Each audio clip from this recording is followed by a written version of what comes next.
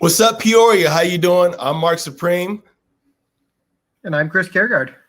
Welcome to State of Peoria, sponsored by State Farm agent Aaron Kilgore, located at 3805 North Sterling Avenue, where he specializes in car, home, and life insurance. This is our third installment of the collaboration of Strictly Hip Hop 90.7 FM and the Peoria Journal-Star interview series that is all about politics and all about the P. And we are talking tonight about one of the hottest races, if not the hot race, all around Peoria outside of the mayoral this year. We're in the 1st District tonight, talking with all 3 candidates for 1st District City Council, beginning with incumbent Councilwoman Denise Moore, and we'll be talking to challengers Aaron Chess and Denise Jackson after that, finding out where they stand on the issues and answering on their plans and the specifics of what they want to do for the 1st District. And so without further ado, Miss Councilman Denise Moore. Denise, how you doing? Outstanding. How are you? And thank you for inviting me. Certainly. We're good. We are good. So we'll get right into it. You've been on city council for 8 years and you're returning for another 4, asking the voters to bring you back in. What would you say is your biggest accomplishment thus far, and what unfinished business are you looking to tend to if reelected? Before I got elected, living in the 1st District, I moved from Bloomington to the East Bluff, and then from the East Bluff, we moved over here to 61605. And in that time, what I had noticed, the reason we moved to 05 was because it was a lot like where we were from on the south side of Chicago. It had some challenges, it had some great people, it had a lot of opportunity, and that's what we wanted to be involved with. What I have been noticing was that we have very poor infrastructure. And when I say infrastructure, I'm primarily talking about roads.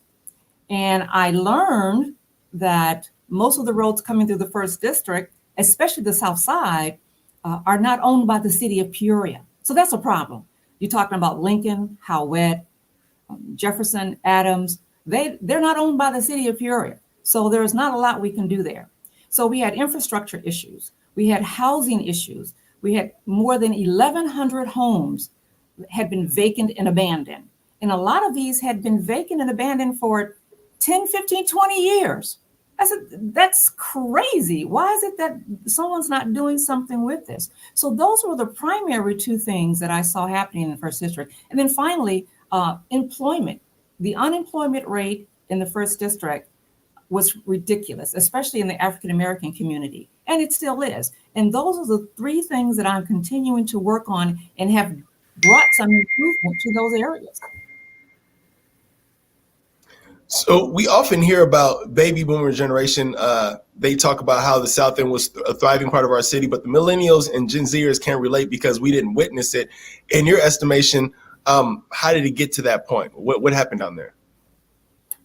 Well, I didn't witness it either, but I've talked to a lot of folks on the 1st District who have told me about the heyday, about all the Black businesses that were here, about all the homes that were here, that there were thriving neighborhoods. And before I even moved to Peoria, all that was scraped away. So I don't know what happened. People who are from here needs to look and find out who allowed that to happen.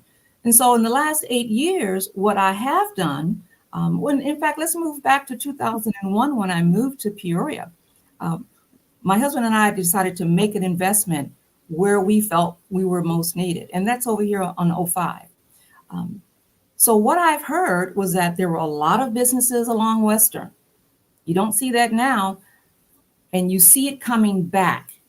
When I brought Save a Lot in 2016, that opened the door for Family Dollar to be there now. Dollar General built from the ground up. You've got this whole ShopRite Plaza, which was a derelict, has really come back to life and been very vibrant. We're even building a $2.5 million fire station on Western and Howett that's going to be named after the first African-American firefighter.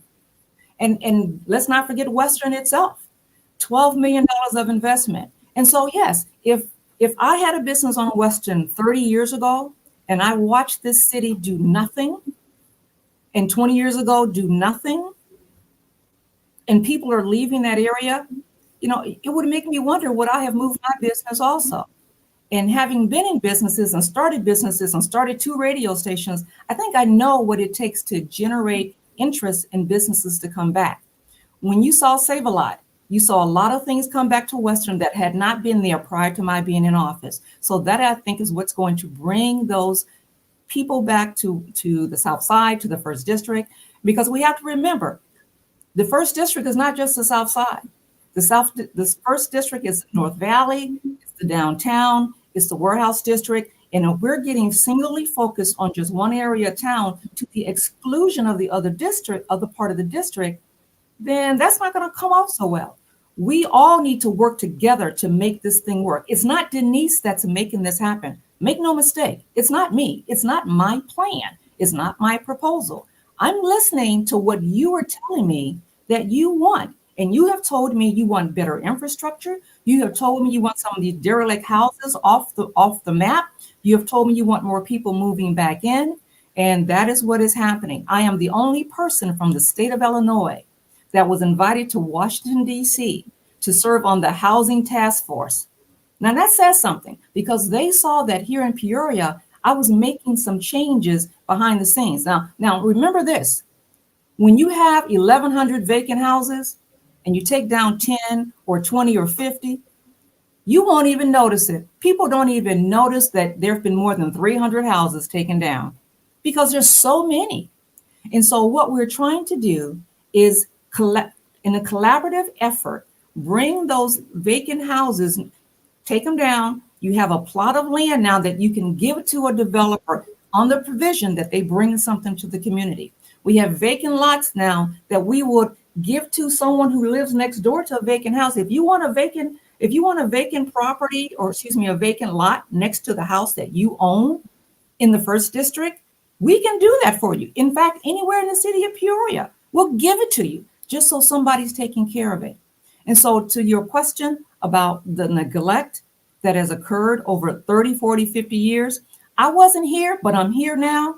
And I do it because this is where I live. I do it because I have 2 little grandsons, one 13 and one about to be 3. And I do it so that they can say, and I can show them how you make a difference. One person can do a lot, but all of us together can do more. Denise, I want to follow up a little bit on that.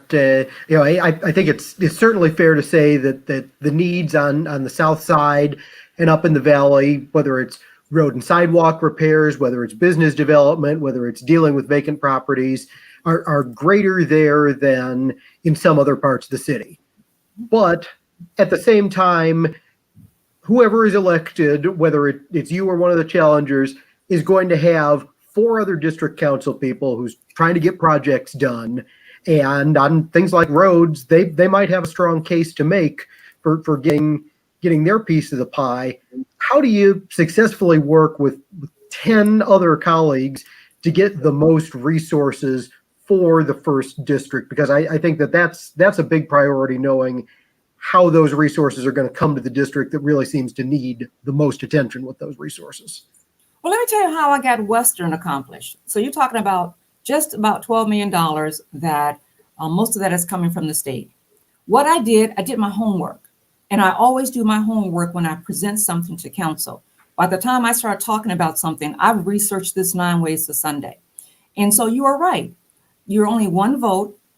You need 6 people voting to get your issue on the map.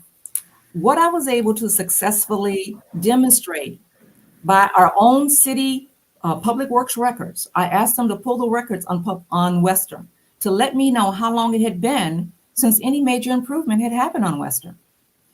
The city records went back 35 years.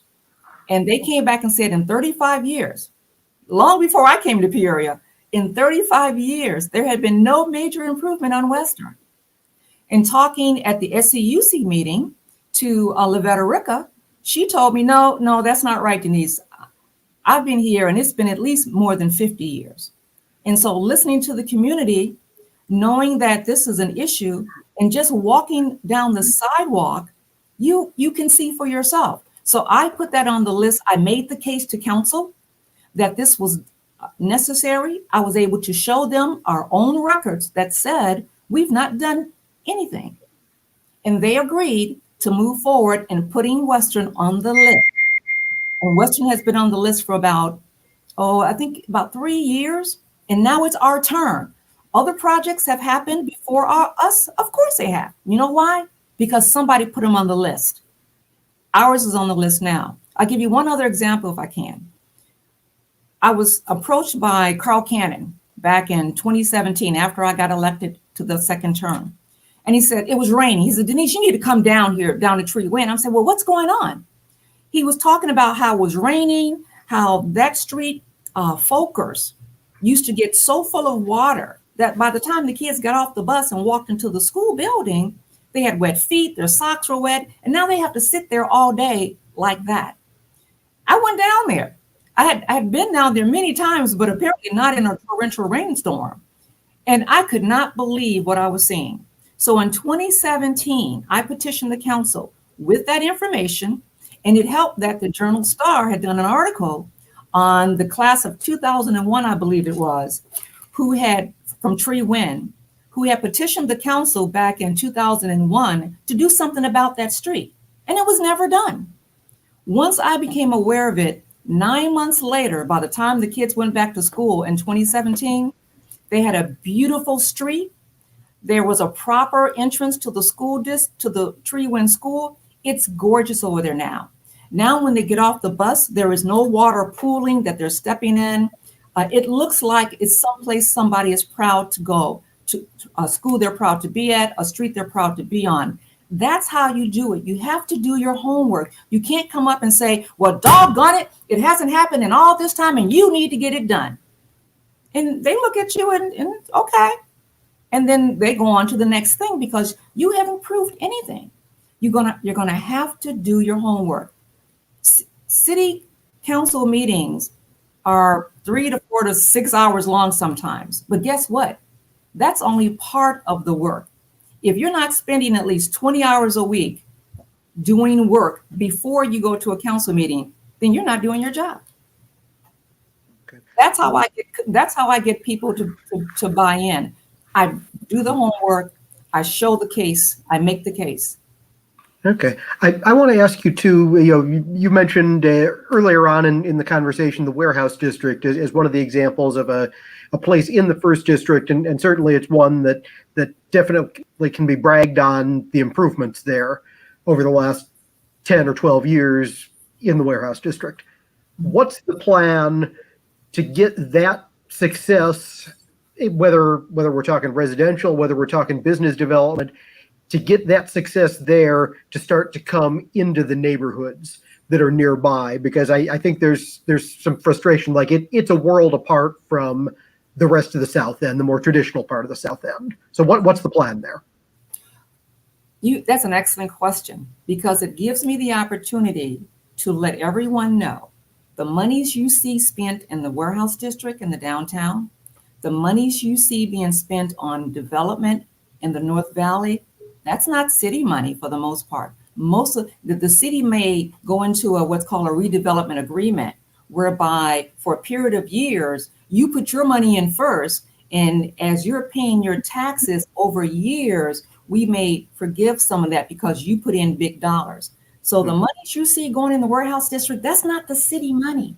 The money you see with the Habitat for Humanity, you see the Obek and Isaac, you see the Ronald McDonald House, you see all this stuff going on in the North Valley, that's private money. So when you ask the question, so how can we move that and bring those things to the South Side?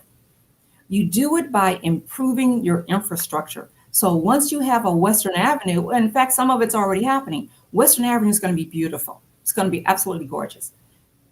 When the people who have the private money start seeing that, oh, well, you are committed to this part of town. Okay, well, let me take a look at that. That's one of the ways to get it done. The city owns vacant property on the corner of Lincoln and Western, right next to the church. I've asked the city to put together what's called a request for inquiry or request for proposal to sell that property if Marc Supreme decides he wants to build a strip center. And he looks at that corner and he's like, you know what? I could do something there. Then let's talk about it at the city level, because you're bringing private investment, and the city investment to that would be to provide you that vacant lot. But we're going to ask a couple of things. We're going to ask for you to hire from 05. We're going to ask you to stay there for a certain period of time. We're going to ask you for things that will build the community.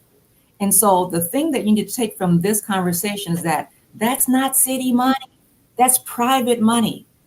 And talking to private developers and showing them that there is a commitment again to the South Side.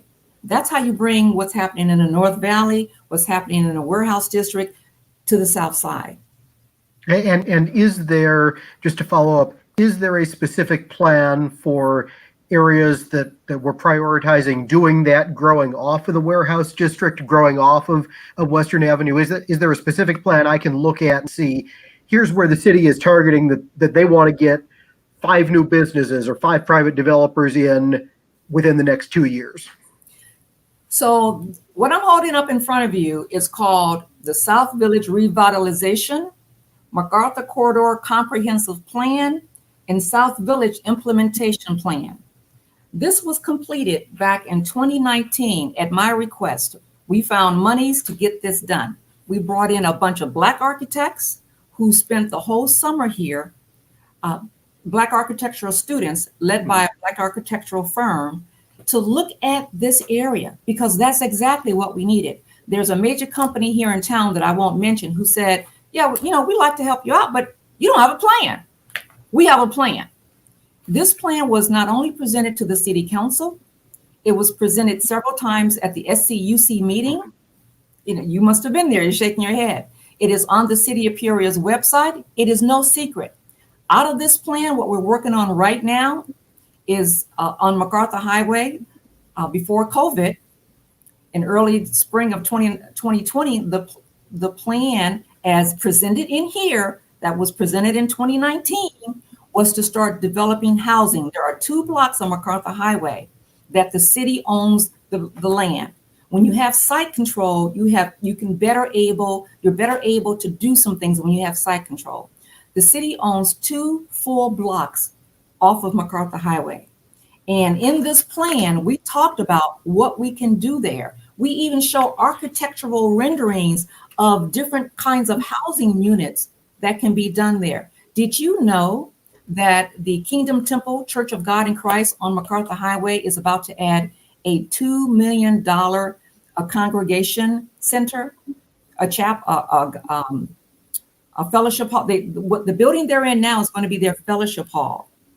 And they're building a $2 million addition that will seat more than 300 people.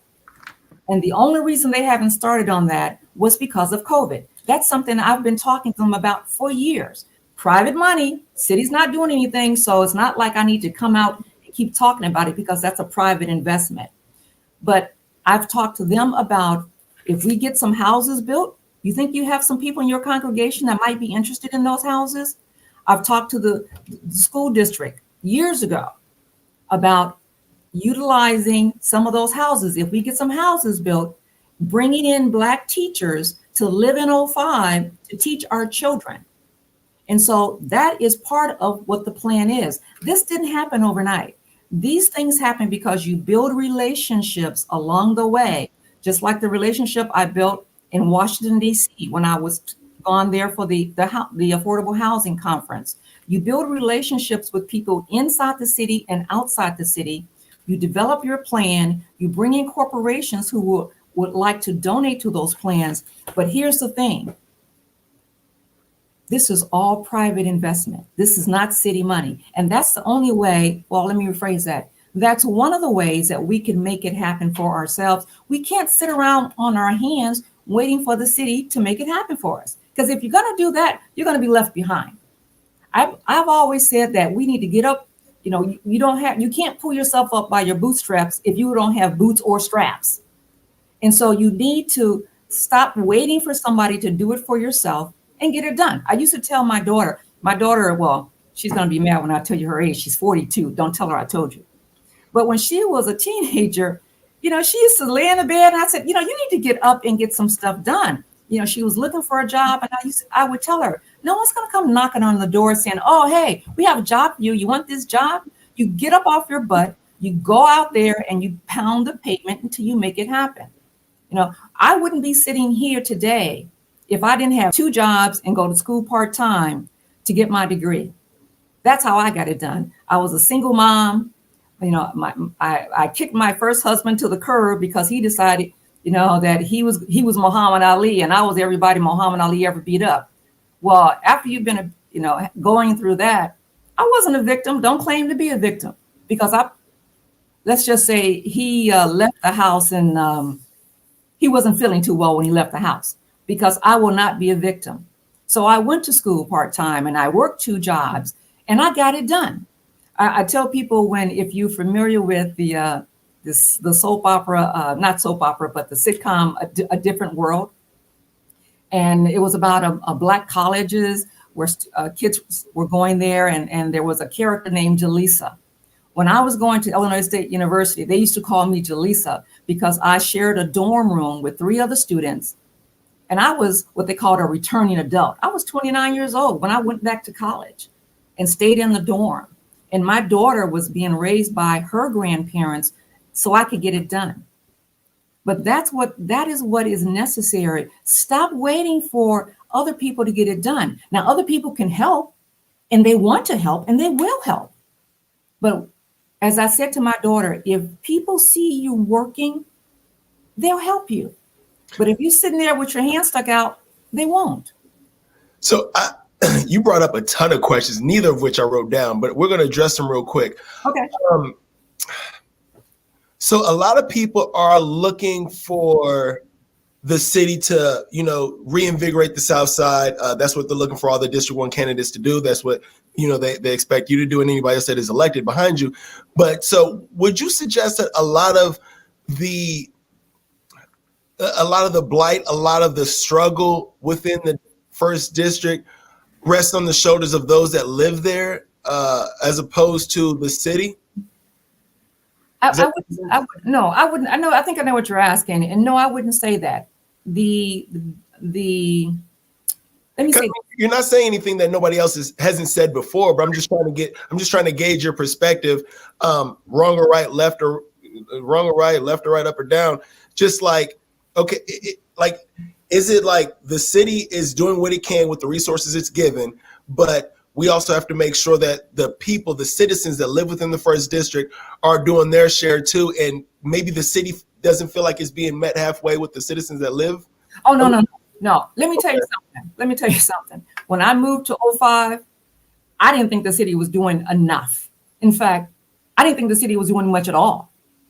And that is why I started working. In 2002, the city had a series of charrettes, and I was involved with those charrettes. Charrettes are opportunities for residents to come together and talk about different aspects of our community and what needs to be changed and provide suggestions. And so when we built our house over here across from Valeska Hinton School in 2002, 2003, the city was absent without leave. Now, in that particular project where I live, they provided some vacant lots. But if you looked through the rest of the South Side, they were absent. And I couldn't figure out why they were absent. And so I'm not one to always say, well, you're not doing this, you're not doing that. I get involved. So I got involved. But you mentioned like I said, I just want to kind of address that even for people watching. You said that, at the end of the day, one has to get up and get out there. You mentioned you having 2 jobs. You mentioned you taking it upon yourself to get back in college and to have 2 jobs. And, you did your thing and you took accountability for yourself. And you even brought the family dynamic in there, left your husband and things like that. Drop my water. But so what would you like to see the citizens of the South Side do with respect to that comment? Well, you know what? They're doing it now. In 2011, before I even thought about running for city council, in 2011, there were a group of folk who found out that the city was taking money out of a TIF that existed, that the citizens, me included, because I lived over here, didn't know that there was $9 million in that TIF.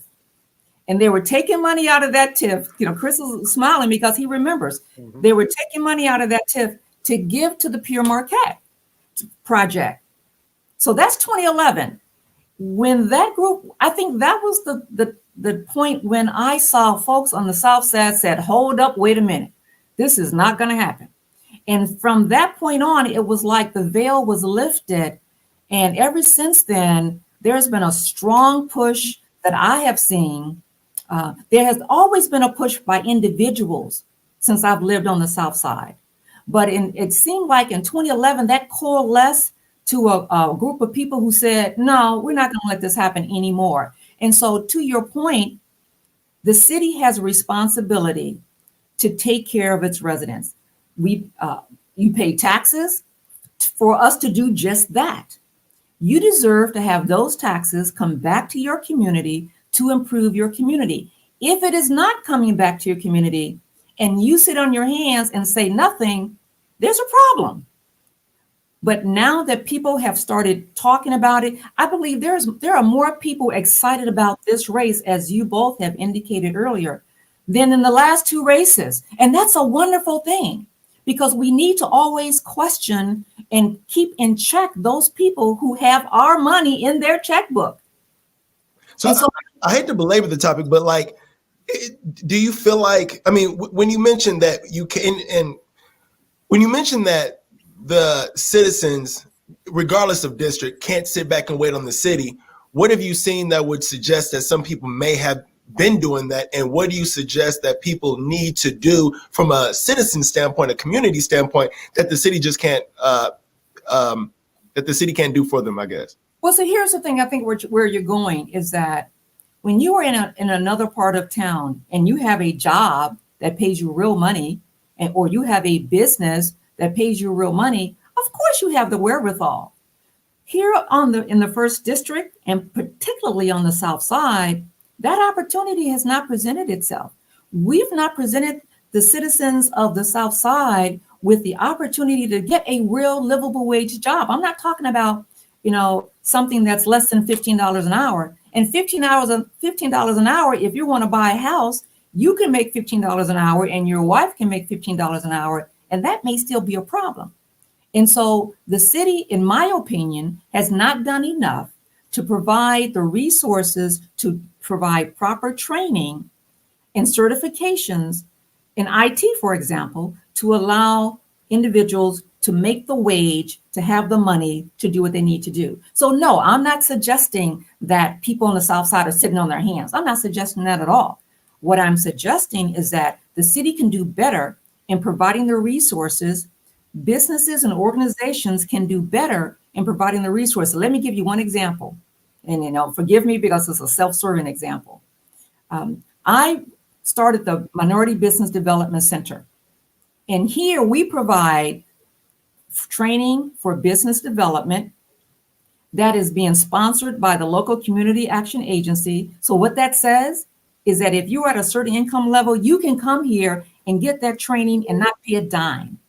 We are also launching an IT training program. If you are low income, we have sponsorships where you can come here and get that training and it won't cost you a dime. On the other side of that training is a national certification that you come out of class making $15 and $18 an hour after a 6-week class. Where else can you get that done? So what I'm suggesting is this business has a responsibility to the community that we serve, and other businesses in this district on this part of town have a responsibility to those who they serve. Last question real quick before I let Chris get back in here. The 24/7 article and subsequent articles relating to the downhill narrative that Peoria has had as of late. Did that article surprise you at all? And a lot of it, what they mentioned is the 61605 area code, District 1. So it seems as if from their angle of writing that a lot of the reason why they put us on that list is due to District 1. Did that surprise you at all? And what were your thoughts? No, I wasn't surprised at all. In fact, I don't think anybody who has eyes or brain was surprised by that. Now, there were some people in this town that were surprised by that. Now, that surprised me that there were people in this town that were surprised by that. Just living here and looking around. As I said, we moved here in 2002, 2003. Well, my husband had been here since 1976. When we got married in 95, we lived in Bloomington, and then he moved me here. So when I came here in 2000, and I think we occupied our house in 2002. So that's 2002. The first 24/7 Wall Street article came out in, I believe it was 2015. So we've been here now 13 years living on this part of town. So when that article came out, it was like, that was a big duh. So no, it wasn't surprising to me at all. It spoke the truth. It spoke to the truth in a way that other people could understand it. Okay. Going off of that, you recall one of the outgrowths of those first one or two 24/7 articles was that the city spent thousands of dollars to bring in the National Resource Network. They spent months here doing their study and making their determinations. You and I and a crowd of 65 other people sat in the Gateway building and listened to some of those proposals that came out of that. The main one being that there needed to be a lead agency coordinating to tackle these big problems on the South Side one at a time. Now, a couple of weeks ago, we had Mayor Ardis on, and he agreed during our back and forth with him that there were some follow-through issues there, that there wasn't enough accountability afterward with some concrete action items that came out of that. Do you agree with that assessment? And if so, or if not, as the first district representative during that time, what have you been doing to keep the focus on those must-do elements on that report? So yeah, I would agree that that there was not enough follow through. Not because the people who came to those meetings didn't want to follow through, but if you notice, the last few years we've been cutting the budget, and the people who would have normally been able to follow through on those things were eliminated. So whether that was by accident or by design, there was nobody there. So I didn't wait for that to come back. I started doing my own, building my own network. I brought in a developer from Chicago. Being from Chicago originally, some of you may have heard of, and a lot of people here in Peoria are from Chicago, but there used to be a notorious development there called Cabrini Green. It was part of the public housing projects. And this developer was the one who went in and he took all that down. There now, there's a Target there now. Unfortunately, there's a lot of gentrification there now too, because where you could have lived for $600-700 a month, they've got high price condos that $2,000 is no big deal. So I brought that developer here. He wasn't the one with the $2,000 condo and the gentrification. He had the master plan and his company to make all that happen. So although this meeting that you're referring to kind of fell on rocks, I took the seeds from that and I'm building upon that right now. He is back in town. He came back in town in early 2020, late 2019. We're working with PCCEO. We're trying to develop with PCCEO. You talked about that lead organization to take charge. I'm hoping that the council will agree to allow PCCEO to be that lead organization in a developmental proposal that we're putting together that says that they will help direct this activity. You know, you may know that PCCEO built several thousand homes already. You know, they have a development called Opara and Opara 2. They were the lead developer on the Spring Grove subdivision. They know how to get this done as far as housing is concerned. The developer knows how to get it done as far as businesses are concerned. You know, there are things that he's looking at to bring to MacArthur Highway that because it's a private developer and he's told me his private thoughts, they're not plans, they're not proposals, they're supposals. Suppose we did this. He's taking this document, which the community chimed in on. So this is the playbook the community told me that they approved of. So I'm using this community playbook to try to bring in people, private investment, so that you're not talking about more taxes to pay for this. You're talking about private investment using their own money and the city collaborating on properties we already own. Okay. All right. I've got one more question that I want to hit you with, and then I think we're coming up on the point that we're going to do some audience questions too. So for everybody who's listening in, if you don't have questions put into the live feed for us, please start to get those in now. We've talked a lot about the South Side, and I can't let you go before I also ask you about one question on the Valley, which is some of your opinions on Councilman Kelly's proposal for tax abatements for the residential improvements up in the Valley. Is that a viable plan, or do you still have concerns about it? What I have seen of that plan in other areas is called gentrification. And let me tell you what gentrification is. Gentrification is when some fat cat comes in with a lot of money and buys up the houses, and maybe your house is valued at $20,000 and they give you 25 or 30. Maybe your house is valued at 100 and they give you 120 because they have a plan that they have not shared with you.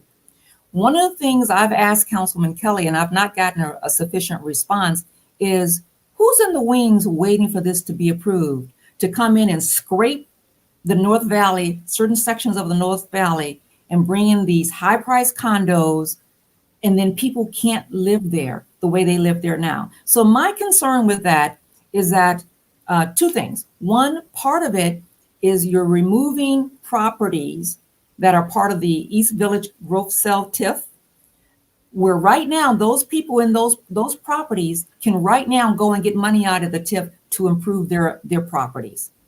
Once, if this is enacted, that goes away. So one of the things you will always hear Councilman Kelly says, oh, it won't cost you a dime, won't cost the city anything. You just do this and it won't cost you anything. Really?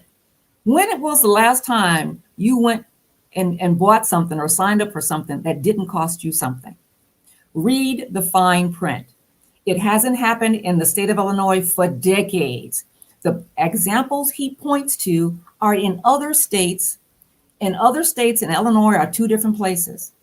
And so whenever I hear somebody says, oh, it won't cost you anything, it reminds me of somebody else who said, what the heck do you have to lose if you'd elect me?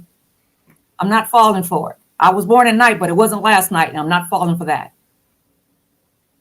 Okay. I think we're going to shift over now to some audience questions. First audience question comes from Jonathan. He says, Peoria, particularly District 1, is experiencing growing issues with access to fresh foods, food deserts with Save-A-Lot closing, as well as the shuttering of several other grocery stores in the area. What will you do to improve this issue? Well, I want to remind Jonathan, I'm the reason Save-A-Lot came here in the first place. When Aldi closed, they closed in December of 2013.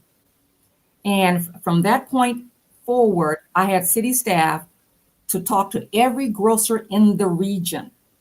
They told us no. They told us no twice. Save-A-Lot was one of those who told us no twice. We sent them all kinds of demographics and how people need food and all that kind of stuff. Well, you know what came back to us? We are a for-profit business. We're not a not-for-profit. We have to make money wherever we go. That's what they said. We finally convinced Save-A-Lot. I said, you know what? The people in the community says, they will support you. They need you. We just need you to come here. And if you come here, we'll provide you whatever kind of resources you need. They came and then they left. They left because when I called the corporate offices, we had a long conversation. They said it wasn't crime. It wasn't theft. There is theft in every retail store. I had a retail store for 10 years. Most of that time in Bloomington Normal, and then 3 years down here on the riverfront. So there's theft. Okay, that's part of doing business. But it wasn't the kind of theft that drove them away. What drove them away was that between the time Aldi left and Save-A-Lot came in, people found other ways to get where they needed to be. After Save-A-Lot opened, you had Dollar General built right across the street from the ground up. Dollar General is a direct competitor of Save-A-Lot. Down the street, you had Family Dollar open. You had the Save-A-Lot, you had the ShopRite Plaza starting to do some different things. And so to answer your question, Jonathan, what are we doing? Cities, and I've checked, there is no city or municipality in downstate Illinois that I've been able to find that owns a grocery store. It doesn't happen with the city. So what we're trying to do is incentivize other grocers and do something different. Let me tell you what I'm talking about as far as groceries and different. I was contacted after the December meeting by Save-A-Lot because they heard us talking about the potential of that old Aldi building. And they said to me, we're already offering delivery service for free to Taft Homes and to Harrison Homes. We would love to be able to do that there on Western as well. I said, okay, great. Now, if you can get them coming to deliver, now and someone said to me, well, people in 05, they can't, Hy-Vee is expensive and they can't, afford Hy-Vee. I said, wait a minute, what kind of elitist are you? Just because a person lives on a certain part of town, if they spend their money and all Hy-Vee is doing is delivering, then why are you going to say that they can't afford to shop? Poor people can shop wherever they want to shop. It's their money. And so to Jonathan's point, what we're doing, Jonathan, is trying to bring in a Save-A-Lot to say, hey, look at what we're doing. I've got two individuals. One I showed a property to last week. He has contacts with grocers. He said to me, let's talk. There's another person right here in Peoria who has contacts with grocers. They want to talk. But the key here is site control, because a new grocer is not going to come in and spend all the money to build a building just to leave in a year. Thank you for your question. I think that's the last question we have right now. I want to ask you another question before we head on into the lightning round. Well, two-part question. With regards to the grocery store with Jonathan, do you think we need another grocery store, or is there other alternatives that you might be thinking of that some people mention co-op. I've heard some people say, it's people from other districts that are suggesting District 1 necessarily needs a grocery store down there. Does District 1 want a grocery store? Do they want to go to East Peoria? Like, what are the different ideas that you have as far as making sure that District 1 is getting food? Well, I've heard about the co-op option. The co-op people never materialized. There was a lot of conversation around that. You look over to Bloomington Normal, they have a co-op option over there, but the amount of buy-in to the co-op option in Bloomington Normal may be cost prohibitive. So I need to see that plan come forward. People have found ways to find groceries. Like I gave you the example, Aldi left 2.5 years before Save-A-Lot came in. People figured out how to get it done. I think that, let me rephrase that. What I have heard from people who live in that area is that, yeah, they would like to have a grocery store. Even though you have convenience stores around, the convenience stores are not as convenient when the prices are higher, the quality is less. When you're talking about fresh fruits and vegetables, that doesn't exist. I mean, fortunately, we had UFS when Aldi closed and then Save-A-Lot left. USF stepped up to the plate and they started a grocery section there. And they brought in some vegetables that lasted longer, but they needed to have people continuing to come in there. So I believe that there is a need, based upon what I'm being told by the community, there is a need. I don't do anything unless the community directs me to. And they are directing me to a grocery store. The primary purpose of that building on Western is a grocery store. But in the meantime, we've got retail folks at the retail level who would love to have a brick and mortar. They can't afford it, but they can rent a space in that. We can bring retail in there. We can bring health and wellness programs in there. We can bring University of Illinois Extension to do cooking programs in there to show you how to what do you do with a kumquat? How do you make a Brussels sprout? Those are the things that we need because our community is suffering.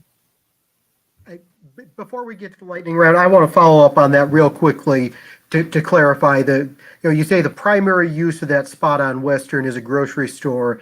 Is that realistic if having the Dollar General and the Family Dollar nearby helped encourage Save-A-Lot to pull the plug on that space sooner, is it realistic to expect that that can thrive in that spot as a grocery store again?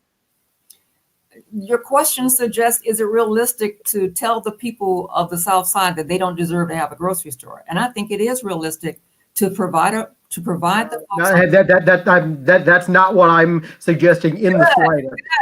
Absolutely not. I'm saying, is that the spot that the city should be targeting to put a grocery store in, or to say that building's primary purpose should be a grocery store, or is there a different spot we need to be looking instead so that one doesn't come in and then pull up stakes after a year? Because the last thing we want is to go through that again. Well, let me put it like this. I know people who live on Western who travel to Haddad's. Mm-hmm. What does that suggest to you? There's demand there. There's demand there. Mm-hmm. So if the community is saying that they want it, they are passing that location right now to go to Haddad's and to go to some of these high-priced convenience stores, or to go across the river, or to go over to Sterling, to Kroger, or to go over to Hy-Vee on Sheridan. If folks are saying that's what they want, you give the people what they want.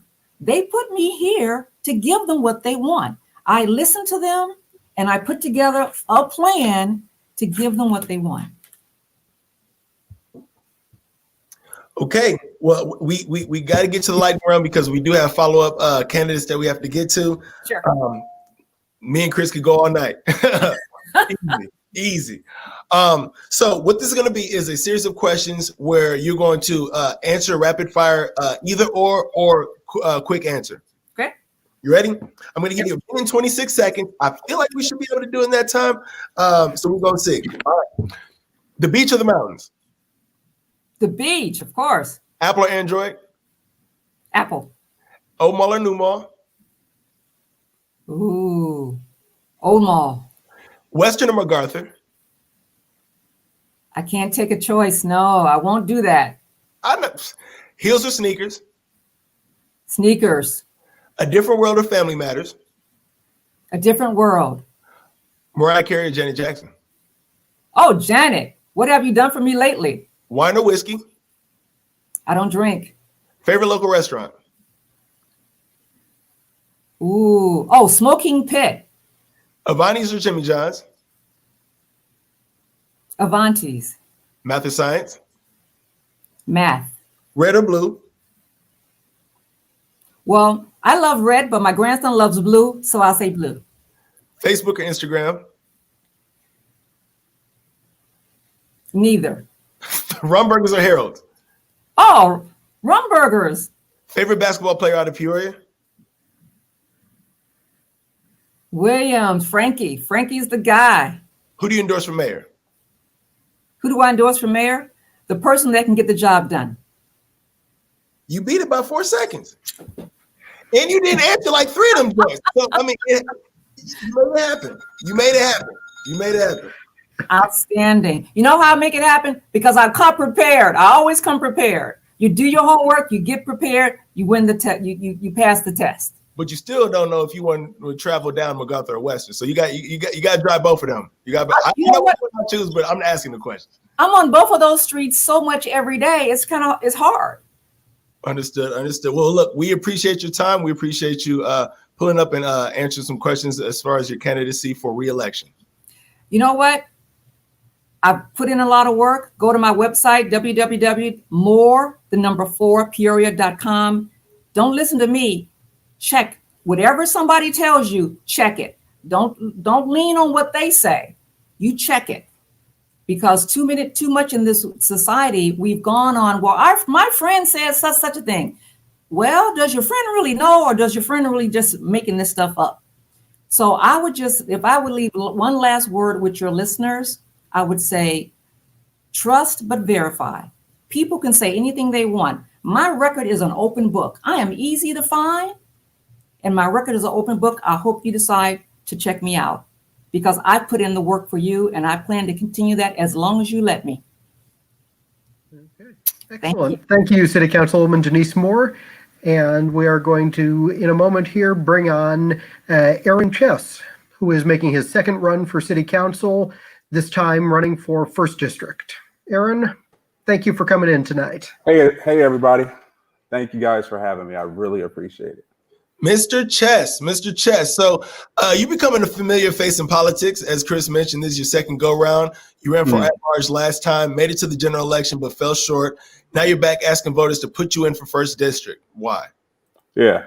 And it's simply because born and raised in the 1st District, all my life, just seeing, the neglect and the things that my family and friends dealt with, from food deserts to no opportunities, to losing friends and family, to senseless gun violence, and to the criminal justice system, and just feeling like there's no hope.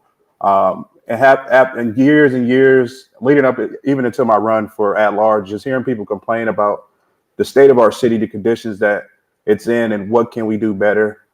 I took it upon myself to run then, and I'm running now, because I believe if we had great leadership, that I wouldn't be running for office for this 1st District City Council seat. And I believe I'm the one that's going to bring change and bring hope and prosperity back to a community that's been needing it for a very, very long time. You're running up against 2 other candidates. One just left from Denise Moore, the other than Denise Jackson, twice your age. So it's a given that they have twice your career experience. By all accounts, you're just getting started because you're a young guy. What do you think qualifies you to lead District 1 amidst 2 other candidates that are arguably qualified with regard to a resume, having a longer resume? Easily. I can start a dialogue with anyone. I can connect with my generation. I can connect with the older generation. Especially my youth is an advantage because I'm able to start these dialogues, especially with a lot of people say invest in our youth. And that's one of the main messages that I'm running on. And I understand what our youth are dealing with, the high crime rates. Most of the crimes are being committed by our youth. And I'm being able to, have a seat at the table and use my platform to the best of my ability to be able to speak up for our youth, get the resources they need to make sure that no more of our young boys are being sent off to, jail or prison, throwing their life away, but instead helping the different mentoring programs, helping the community centers with getting these opportunities back in place, just like I used to be, to ensure that we're no longer losing our young people to the streets or to jail. And also with investing back in our communities, such as, infrastructure.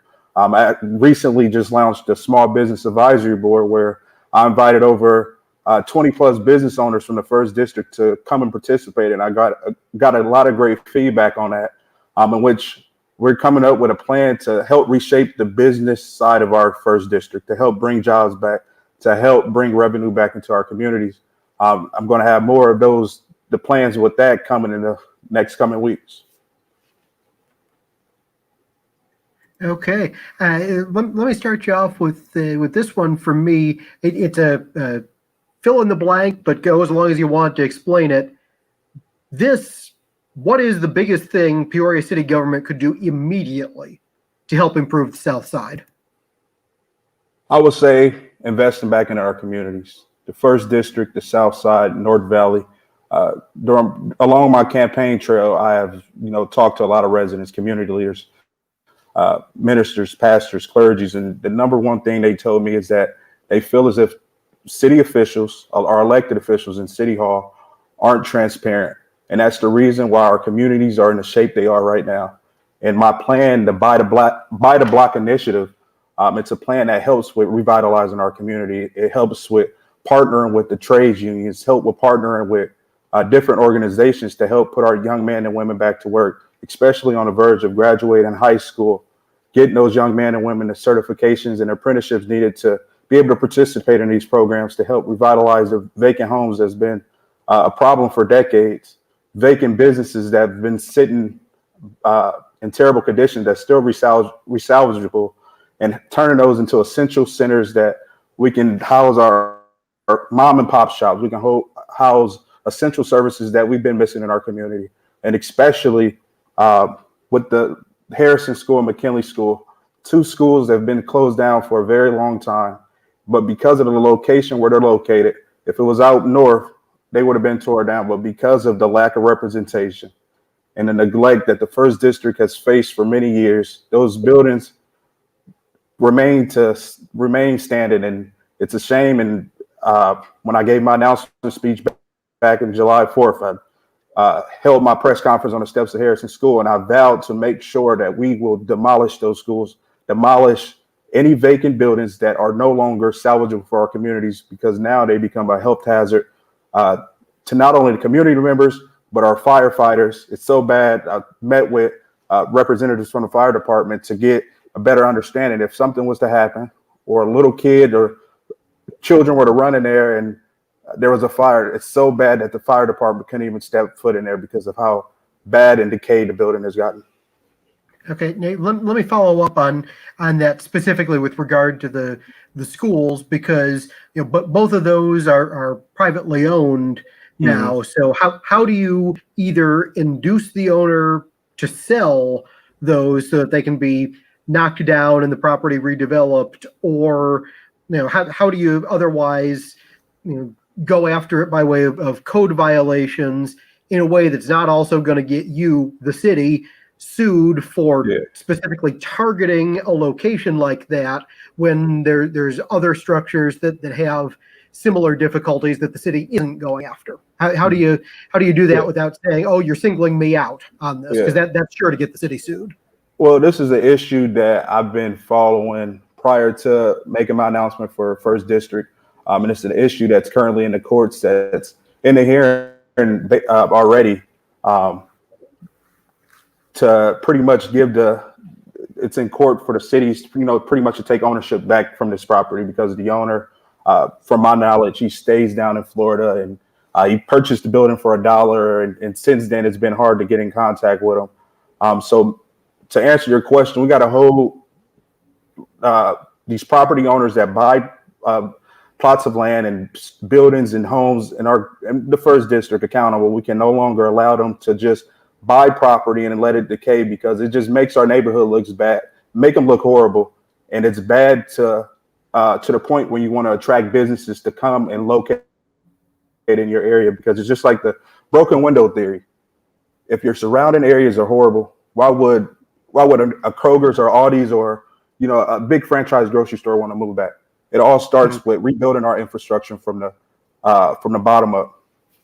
So does that mean we need more code enforcement? Does that mean we need to concentrate more code enforcement on the south end to address those? Because if we're going to be taking it seriously with all the locations that are having those problems, does that mean we need to add more staff and then find a way to pay for it? Does that mean we need to take away the work that they're doing in the other 4 districts? How do you have that hammer of the enforcement?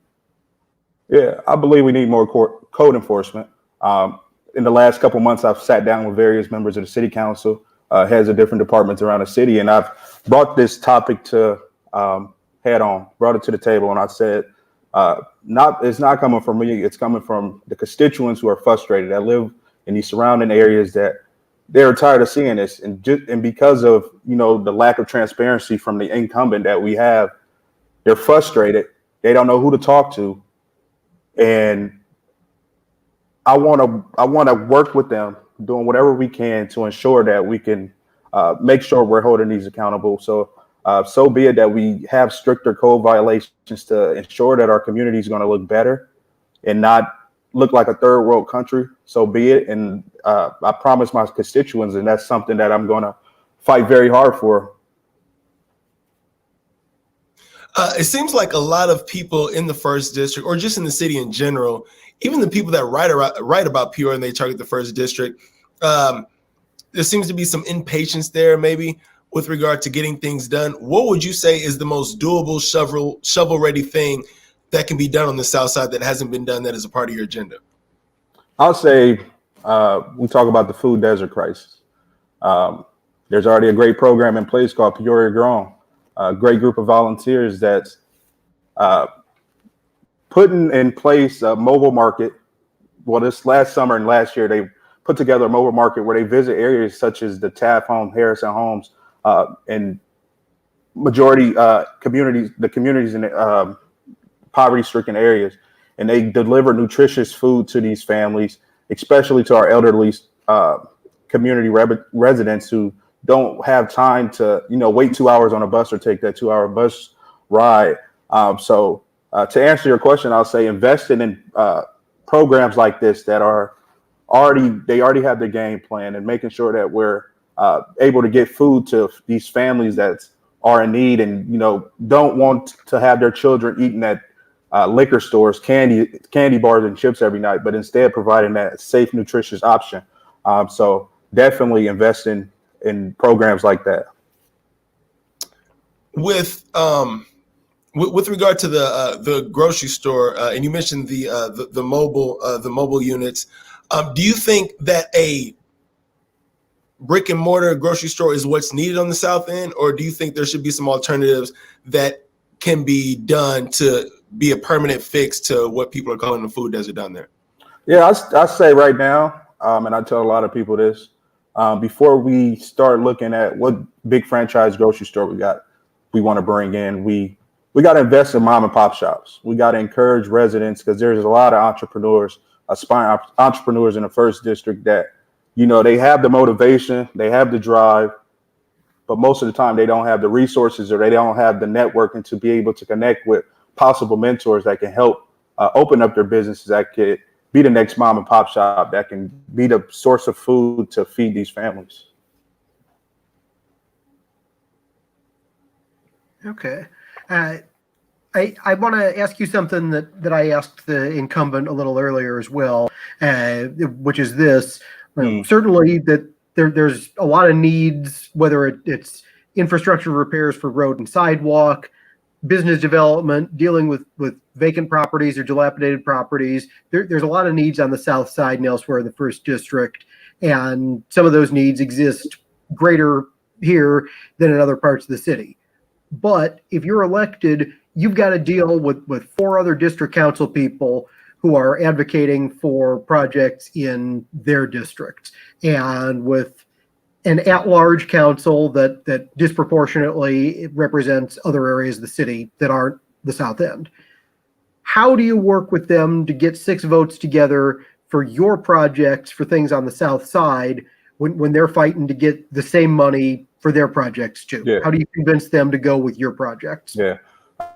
And as I mentioned earlier, I started the task of meeting with my future colleagues. I've met with probably 4 members of the council so far, and, building those relationships and telling them, my goal. And they agreed that the first district is overlooked. And I tell them about the buy the block program, how it can, not only be beneficial for the first district, but it can be beneficial for the third district as well.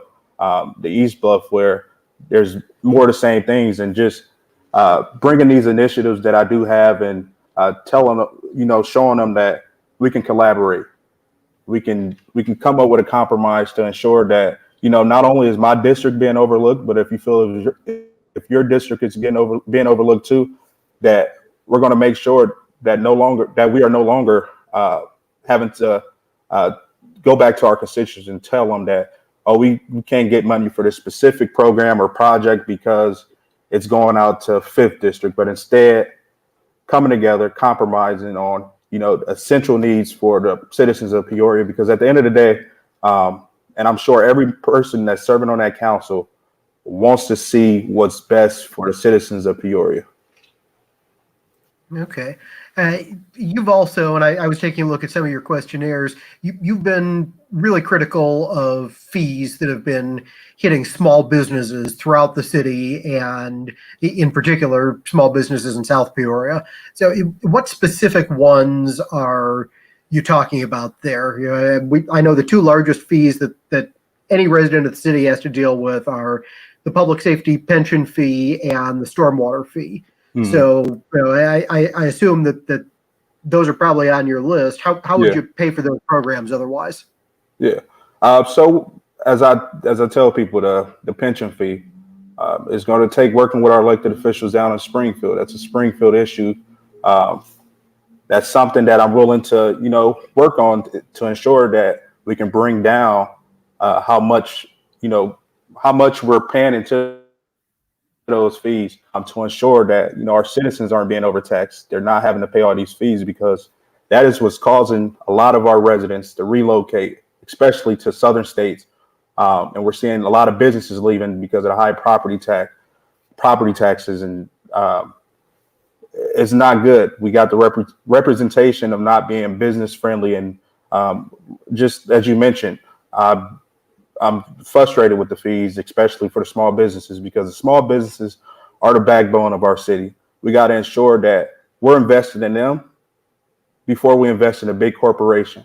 If it's not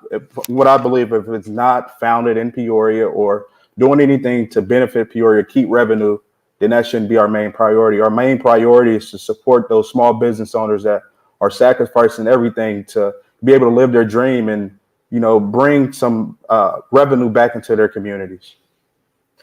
Let me follow up on the pension fee for a second, and because that's kind of the answer that we've had from people running for council and people on the council for decades, that it just needs to be something that Springfield addresses. And I want to ask you two things about that. Number one, what's the specific plan you want to go to them with to advocate to address it? And number two, how are you going to convince them to do that if they already passed downstate pension consolidation a couple of years ago, knowing that the legislature tends not to take a second bite at something within a few years after doing something the first time? What's the pitch to get them to do more than they've already done? Yeah. So to answer your first, well, kind of answer it all together. What I plan to do, and I'm sure other members of the council and members of other municipality governments feel the same way. They're frustrated because they're hearing complaints from their constituents about the high pension fees. And so if I have to, start a coalition of municipal leaders to go to Springfield and advocate and tell them, and I'm sure they see our elected officials down in Springfield, see what the many reports that the people of Illinois, and especially in my district, are frustrated. And that's the reason why we're losing a lot of people.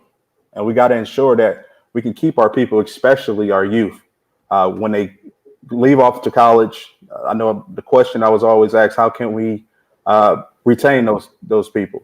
And it's simple. We got to change our ways. We got to work together. We got to be transparent with the people. A lot of people talk about, as you mentioned, making Peoria more business friendly. I think that's something that's been echoed over the last couple of years and probably will still remain into the future. But what does that mean? How do you make Peoria more business friendly? And then once you situate that, how do you lure other businesses to consider setting up shop within the communities? So especially with the high taxes, I believe we cannot no longer raise any more taxes, because it's nailing a nail in the coffin, and it's not looking good if we keep doing that. I'm hearing it from residents. I'm hearing it from business leaders from the community, and I'm hearing it from community leaders. What we got to do is to make it more business friendly. As I said, no longer raising the taxes. We got to start investing in them. I know the city of Peoria has been doing a great job with their. Start investing in what? Our small businesses. Okay. And I know they've been doing a great promotion for Small Business Saturdays, but instead of that one particular day, we should be promoting small businesses every day, especially right now with COVID. It's definitely going to be hard. And talking to a few business owners last week, a part of my small business advisory board, as of now, they don't know if they can be able to bounce back from the cuts that they took from not being able to be open due to COVID. And so right now, what it takes is finding the resources to ensure that we can help keep them afloat. And it's going to take, like I said, working with not only city officials, state officials, and our legislators in Washington. And what would you do, or do you even have a mind to try to lure other businesses into the city of Peoria to bring jobs and things like that? Once it's made more friendly, how do you sell Peoria? Yeah, so Peoria, we have a great riverfront. We have a great chance to do something big. And an idea that I do have is, let's say with the Festival of Lights, a lot of people go to the Festival of Lights. And in Chicago, they have something called Crystal Town. It's like a little Christmas shopping plaza. So utilizing our riverfront for that, it's bringing in that revenue, it's bringing in tourism, and it's allowing for people to see how beautiful our riverfront is, and not just for Christmas time, but all, even in the summer, ensuring that we keep on promoting our farmers market. We're doing more things to attract different people here, and definitely, as I mentioned, with the communities, making sure that they're looking good, they're looking up to par, that we're investing in our infrastructure heavily, that we're making sure that we're keeping up in our communities with our homes, with our roads, and with our buildings. Because as I mentioned, if that doesn't look attractable, if it looks like a third world country, then you're not going to get anyone.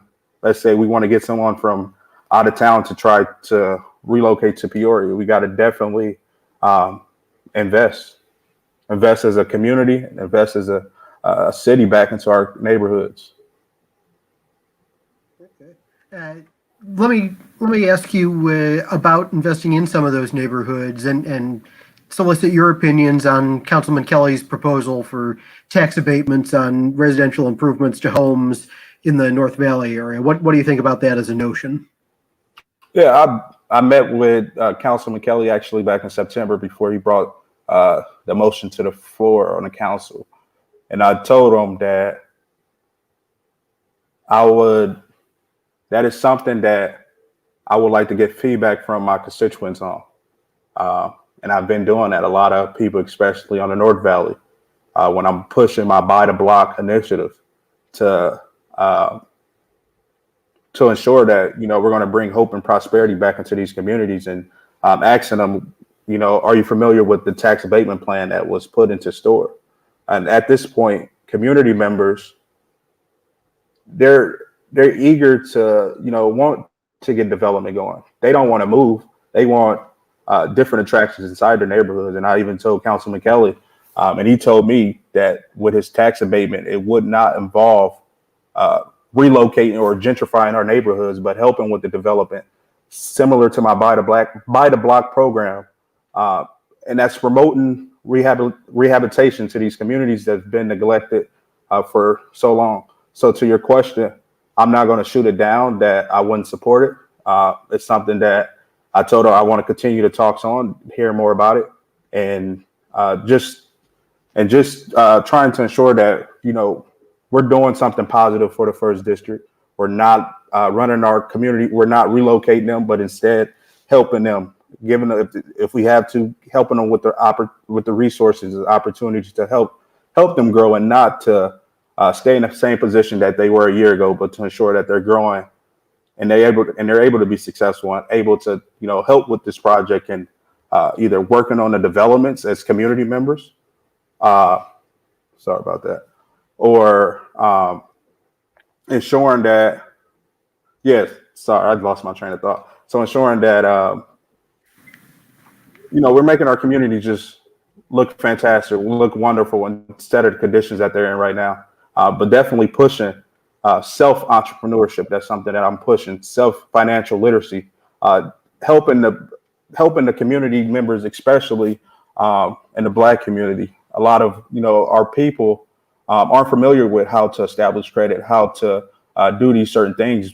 And so bringing together all of these programs and organizations that's good with that, hosting them at different community centers to ensure that we're helping them understand, how important it is to definitely establish a credit and take pride in their community and become homeowners.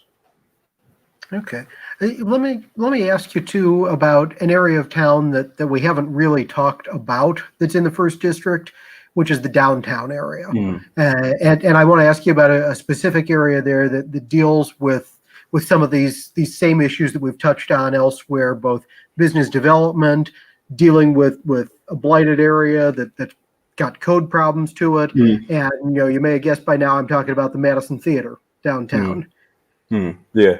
What would you do as a councilman to get that back as something active that's being developed? Because that seems like it's the link to a large part of that 2-block stretch there that could be activated if that weren't sitting vacant with nothing done, with a fire marshal's report that's 5 years overdue on the fire that was there.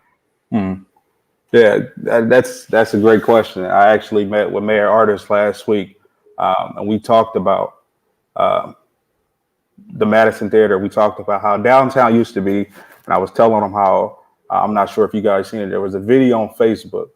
It was made in the 80s, and it was comparing Peoria to New York. And that video, it made world news. And that gave me inspiration and hope to be able to build our downtown better. And with the Madison Theater, as I told him, I would love to see it back up to par, because I believe that would bring in revenue. But in order to do that, we got to make sure the surrounding areas, those empty storefronts on Main Street, we are putting businesses back inside of those.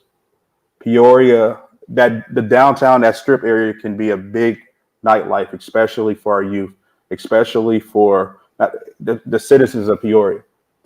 And it used to be a long time ago, but since then we've seen businesses disperse, close down. And I believe we can get back to that. It's going to take, as I keep saying, investing. And with the Madison Theater and with the Civic Center and with the Pier Marquette, these are, tourist attractions. These are people from New York, from Chicago to St. Louis, and from over the Midwest will come to visit, because it gives you that Midwest type of environment.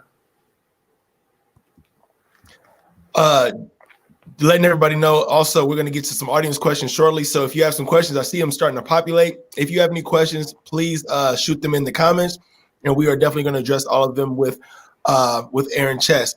Now, a couple months ago, you had some backlash. You attended a Trump rally, and it was a firestorm and backlash and everything else. But in the end, Trump lost at the same time. Obviously, you woke up this morning, Trump was president. You're going to sleep tonight, Biden is. What effect, if any, do you think that'll have on your campaign and your voter turnout? I don't think it will have a big impact. I don't let it worry about me, because I know there's bigger issues that's going on that first district residents are worried about, especially for those mothers, those single mothers and elderly grandparents that don't know where they're going to get their next meals from. For our young children that have no opportunities, that are forced to partake in criminal activity, join gangs because they don't have that father figure in the household. And so that question that you asked me, the first couple of months, it was something that was on my mind, but I'm a big guy on faith, and I prayed about it, and I understood, the impact that it would have, but I'm more focused on what can I do to improve the first district, and not letting that decide my faith, because I believe I'm the best candidate with the solutions and able to start dialogues with different people to ensure that we're doing what's best for the first district. Sticking on that, though, with people, the whole the election was stolen and everything like that. Do you feel like, and not necessarily with, you going to Trump rallies and things like that, but just the fact that people think that the election was stolen, do you think that it impact the confidence people have in local elections? I do not. From speaking with my constituents, a lot of people, some, they don't vote in elections anyway when it compares to local elections, because nobody knows anything. The transparency is so bad. Nobody even knows who even the first district councilwoman is. I remember asking a few people if they knew who the mayor is. They didn't know who he was. A lot of people don't know how important local elections are. And it's something that I've been educating and informing people about, that, if we sit home on election day, when after, the presidential election and the local election is 2 months away, and we don't get informed as voters, then we're allowing for these same people that we're frustrated with The same people that we say don't care about us, we're allowing for them to continue to get reelected each year, and they're not helping with what the needs are in our community. So just informing and educating them on how important local elections are. You being one of the youngest people in politics, you galvanize a lot of other younger people to be interested. I mean, you ran with a couple other younger folks during the at-large race. How do you plan to retain that for this election, and also just keep that energy for people to be engaged into the future?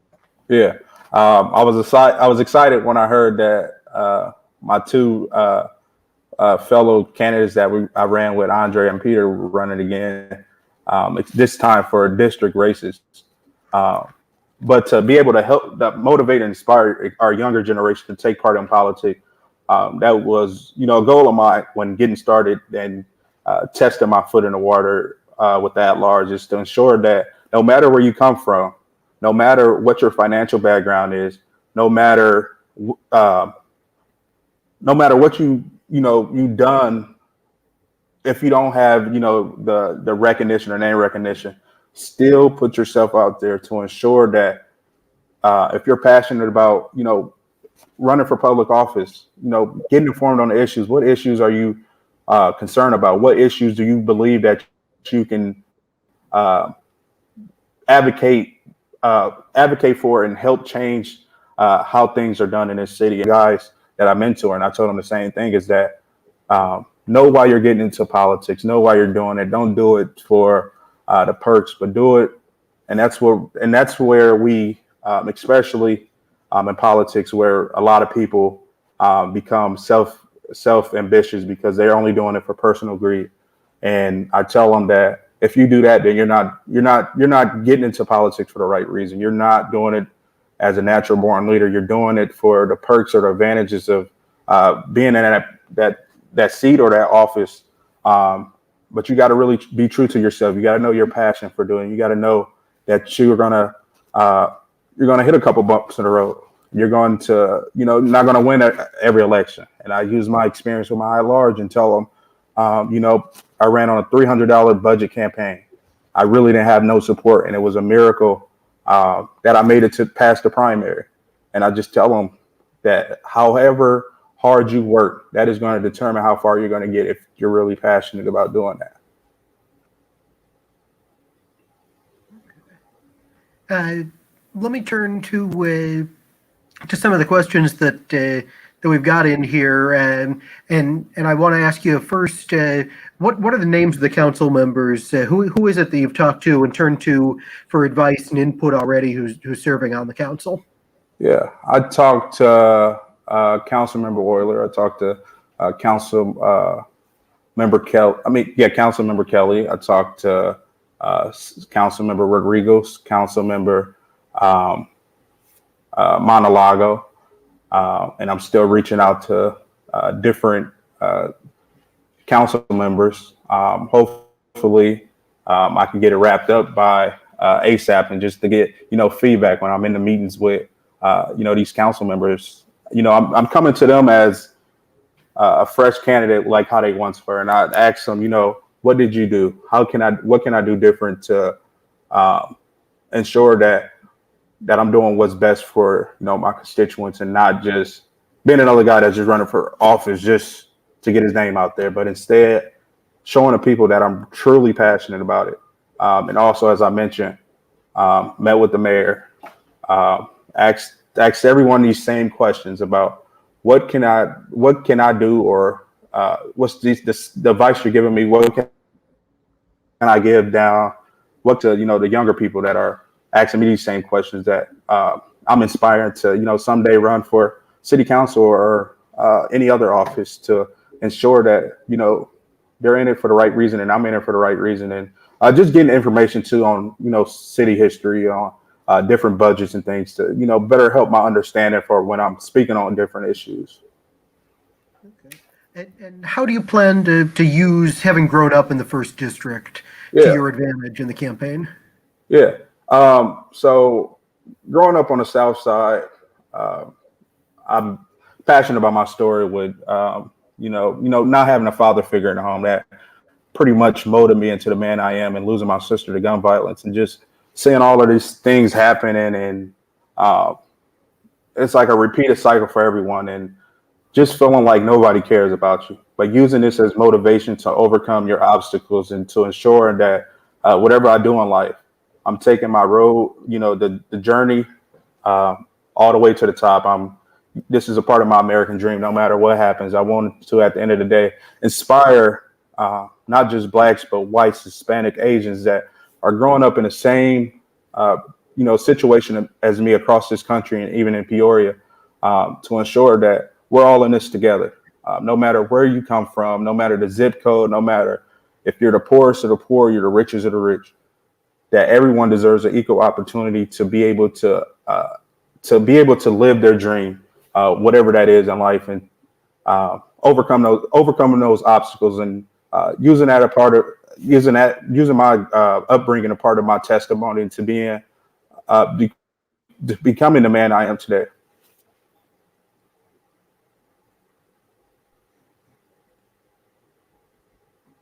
Yeah, Chris. Oh, I can knock some out. Yeah, all yours. Okay, so we have another question. Have you sat and talked with Councilwoman Moore prior to running for District 1 to talk to her about your concerns and to get information from her?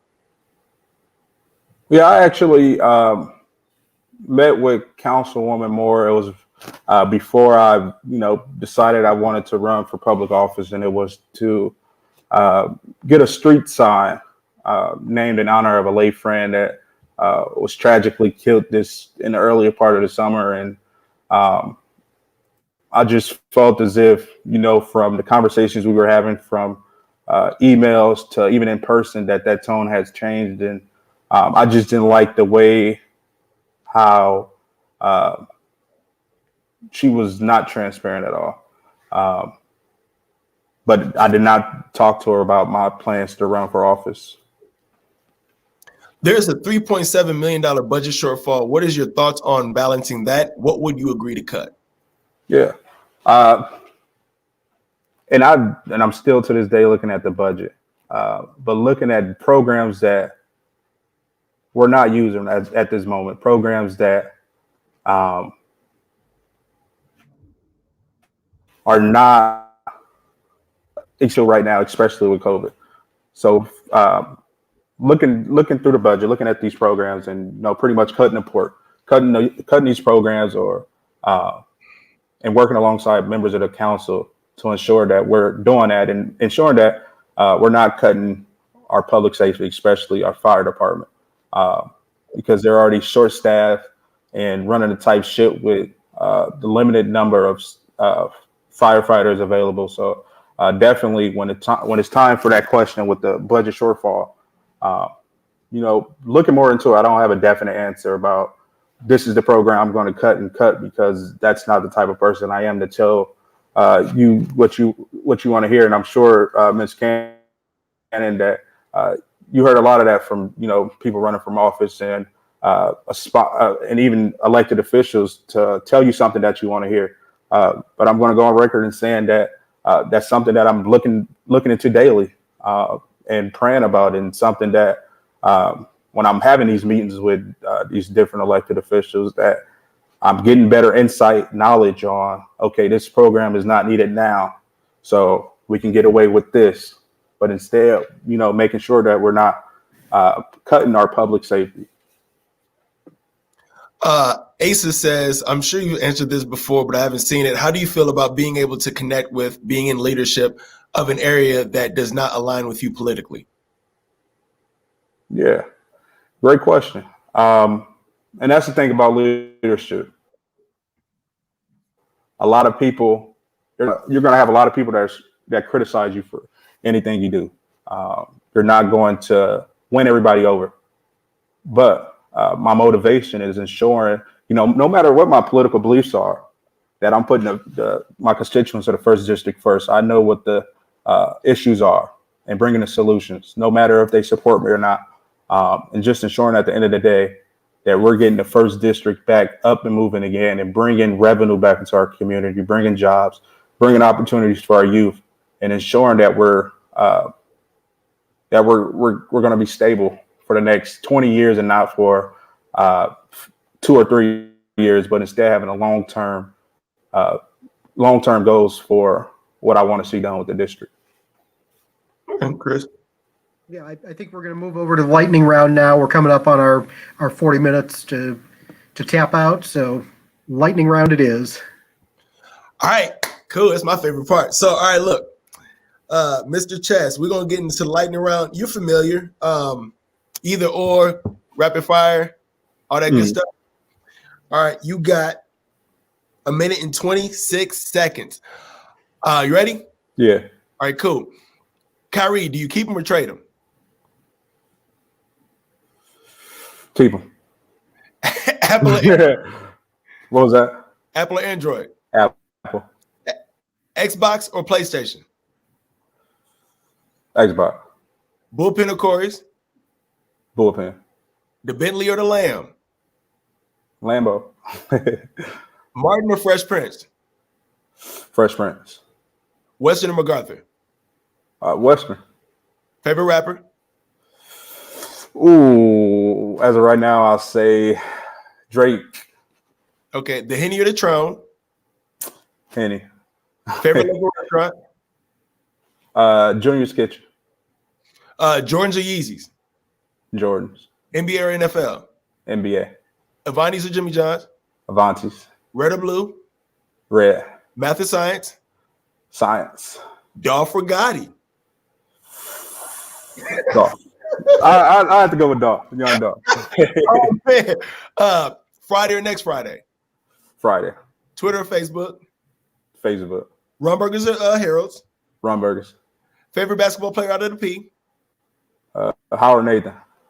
Who you endorsing for mayor? I'm not anyone who's going to do the job. Anyone that's going to help make the first district successful. Not bad. Not bad. Not bad. Okay, I guess we're 2 for 2 on people who don't want to answer the mayor question. Hey man, the Gotti or the Dolph had me. The Gotti or the Dolph had me. Mr. Chess, thank you for coming on and being with us this evening. We really enjoyed it. No, thank you guys for having me. Appreciate it. You guys for giving us candidates a platform to be able to share ideas with the voters. All right. Thank you. And we're going to bid you farewell and welcome in momentarily Ms. Denise Jackson, who is also running for 1st District City Council. You may remember her from her time on WEK Channel 25 as a reporter there and a lifelong Peorian as well. Denise Jackson. Good Can you hear us? evening, everybody. Thank you for having me. It's a pleasure to be here tonight. Thank you for joining us. Awesome. So yeah, thank you for joining us. We appreciate it. You used to sit where I'm sitting. There's a little bit of a delay, so you might have to repeat that, Mark. I'm sorry, I didn't catch all of that. I was just saying the roles are supposed to be the other way around. You're supposed to sit where I'm sitting. You're supposed to be interviewing. Well, you know what? It's interesting to say that. I do have some radio background. I did in New York quite a few years ago, so transitioned into television. So, it's all good. Yes. So let's get into it. Lifelong resident of the South Side. Now you're stepping up to the plate to represent it on the horseshoe. Why?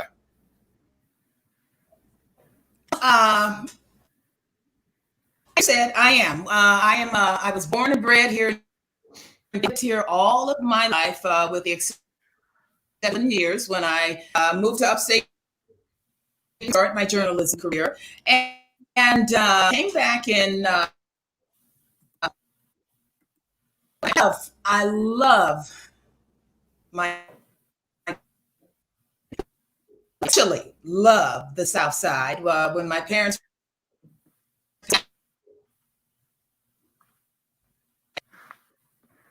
I think we're still getting a delay. Chris, are you able to hear her? No, I'm having the same difficulty. I'm sorry, Ms. Jackson. It seems like we're having a little bit of. Okay. I don't want people to miss what you're saying. We Can you hear can. me now? Yeah. We can Okay. try shoot. Okay, I'm not sure where I dropped out at, but yes, I am a lifelong Peorian, and unlike my other two candidates, I have a long history with the South Side. As I said, I was born here and I lived here all my life, with the exception of 11 years in upstate New York. But Peoria, I especially love the South Side. And when my parents passed away, despite the fact that half my siblings are in Houston, I decided because I love the South Side. Now I have to admit, what I've seen. I, as a young girl, went to Webster School, which is just a block away. So strong working class neighborhood, line blocks all up and down. So I've been fortunate to see the district when it was bustling, and that includes parts of downtown and Western Avenue. I'm not happy with the current conditions, and my mindset is, if I'm here, I am going. We have been talking about wanting to see here in the first district since the 1970s, and so I'm very passionate about that. I've spent the last years working as a member of Southside Community United for Change, a coalition of good associations outside. So the past couple of years, I've worked at CUC. I've asked myself to be a way that I can be more effective in trying the kind of changes we want to see in our community. It's go beyond the neighborhood stuff, but what has been passionate in my heart is fixing up our roads, fixing up our infrastructure. We've got the most number of vacant lots in the community on the South Side. That's to change. So to be in a position to kind of change, some of us have been wanting to see our roads and infrastructure, bring new affordable housing. We've seen some with the redevelopment that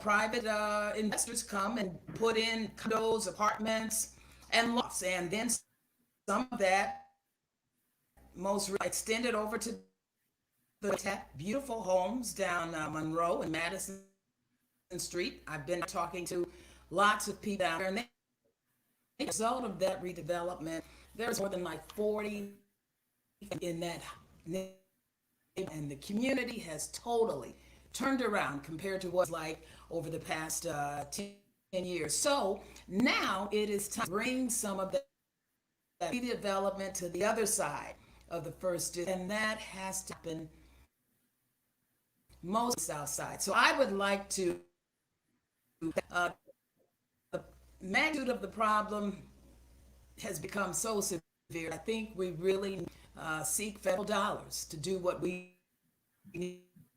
A pattern investment that has gone on for at least 3 or 4 decades. So it's going to take a while, but there are lots of us here ready to work to see those things.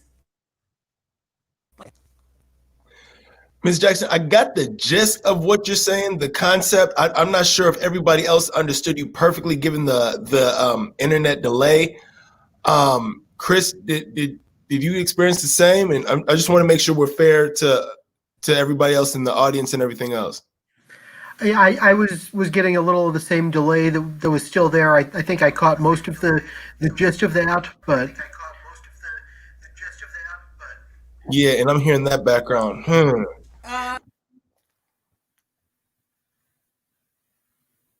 Yeah, because just now, Ms. Jackson, I just got off.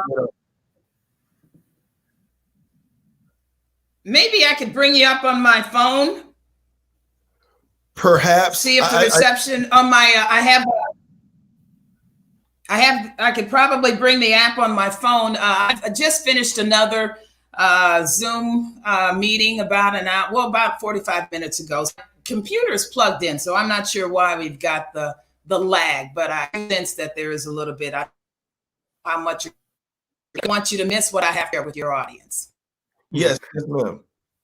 If I can pull you my on my, maybe it's a little bit better. Yeah, we can try that. And then if the phone app doesn't work, maybe we can go audio only, perhaps. I'd hate to do that, but just whatever works.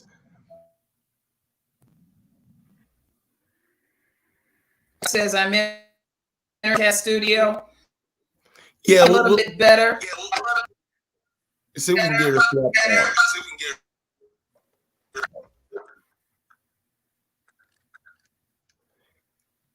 All right, hi, can you hear us? Yeah, hold on. Let me turn down my computer because I'm gonna get. Okay, how's this? Much better. Much better. I think we might be good to go. We might be good to go. All right. So did you all miss everything I just said? It was staticky, but if you want to repeat it, go ahead. I got the gist of it, but if you want to do it for the sake of the audience, by all means, go ahead. Okay, and why don't you ask me the question again? You sound a lot better. I think we're good to go. You definitely sound better now. Okay. We're going to start back over. I don't want you to miss out. Yes. So what I mentioned was as you alluded to, lifelong resident of Peoria South Side. You're stepping up to the plate to represent the district on the horseshoe. And we're just asking what prompted you to jump in the race? Okay. Well, as I was saying, for the past maybe 7-8 years, I've been working with Southside Community United for Change. And we're basically, we are a nonprofit 501c3. We represent 4 or 5 neighborhood associations on the South Side. And we do everything neighborhood associations do. I'm also president of Newtown Neighborhood Association. And I've enjoyed it. I've enjoyed it immensely. As I said earlier, growing up in this neighborhood, I was fortunate to see it when it was a stable, working class neighborhood. I attended Webster School just down the street, and we had houses on every block. We had homeowners. We had beautiful lawns, and Western Avenue was a business hub as I was growing up as a little girl. And we were fortunate to share things like that with some of the other people, including First District City Councilwoman. So I have seen the community in its heyday. I'm not happy with the current conditions. And some of us who have chosen to stay here on the South Side, we've been waiting for some of the changes that have been talked about since the late 1970s, which includes infrastructure improvements to our roads. We have the most vacant lots compared to any other neighborhood throughout the city of Peoria. That's well over 200. We want to see those things changed. We have seen improvements in the warehouse district when the city got $30 to $40 million in federal dollars and invested in the infrastructure. And as a result of that, we saw private development come to the warehouse district in the form of apartments, condos, lofts, and businesses as well. We think we could do the same thing in other parts of the First District. Move over to the North Valley. In the last 2 or 3 years, we've seen some redevelopment down there in the form of new affordable housing. Habitat has put up beautiful homes on Madison and Monroe. And as a result, during my stops down there, I'm told they've got upwards of 30 or 40 families there, and the neighborhood has completely turned around. Now, the missing piece to that is we need to move some of that housing redevelopment to Southtown. As I said, we have more than 200 vacant lots. And I've talked to people who have been interested in purchasing homes. They're not really interested in going to far out north because, number one, the taxes are higher than what they'd want to pay. and they've expressed interest in living in the first district. But here on the south side, we don't have an inventory of new affordable housing that people can purchase and become possibly first-time homeowners. So we would like.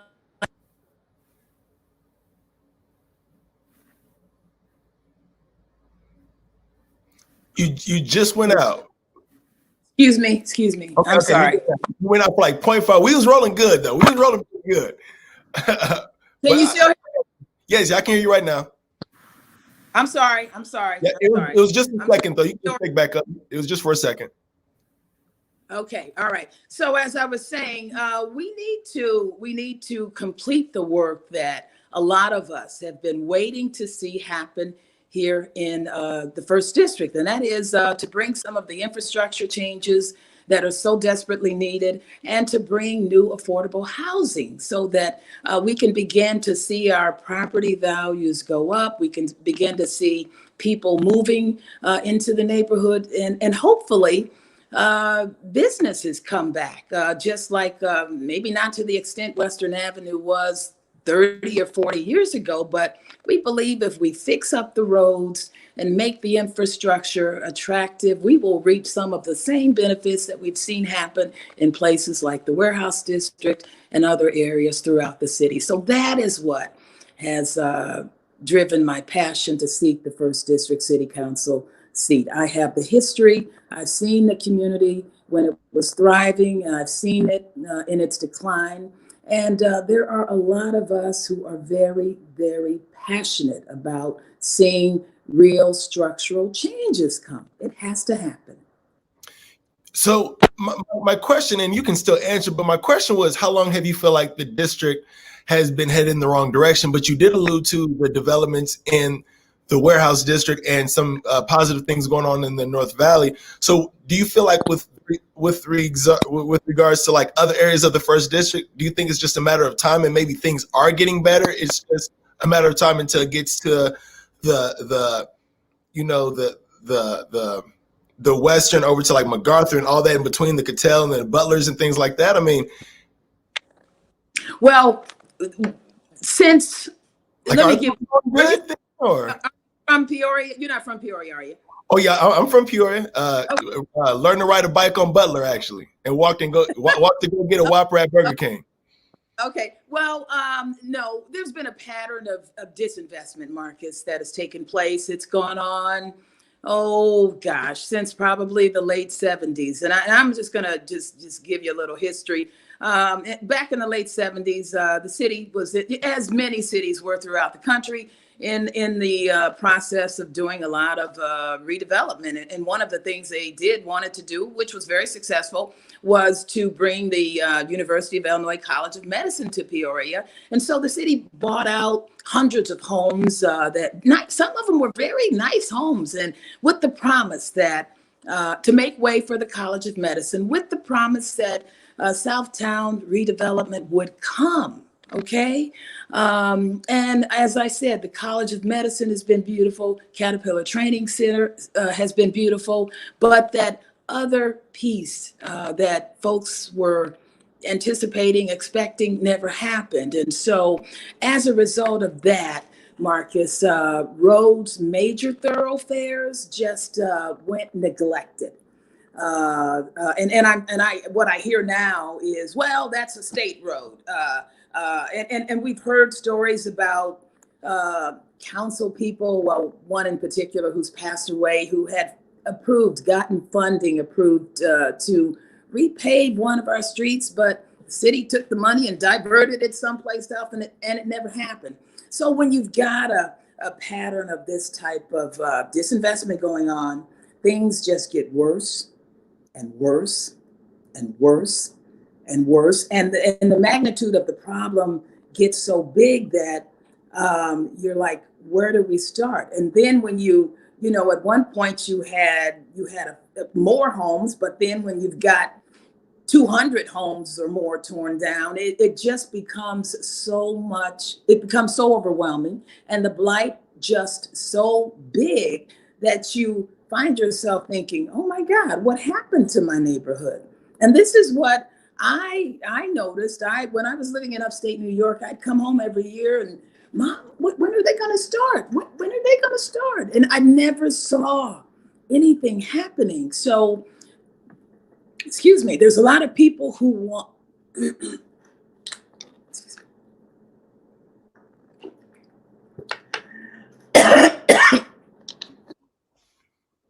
I'm gonna go ahead too then. Excuse me. So there's a lot of people who really want to see these types of changes. So we're just committed. We're committed. We want to make it happen, and we think we can. But it's going to take collaboration. We have people we have residents, we have community partners, and we have leaders who really want to see this happen. So we just believe the opportunity, the time is now, based on what's happened everywhere else. And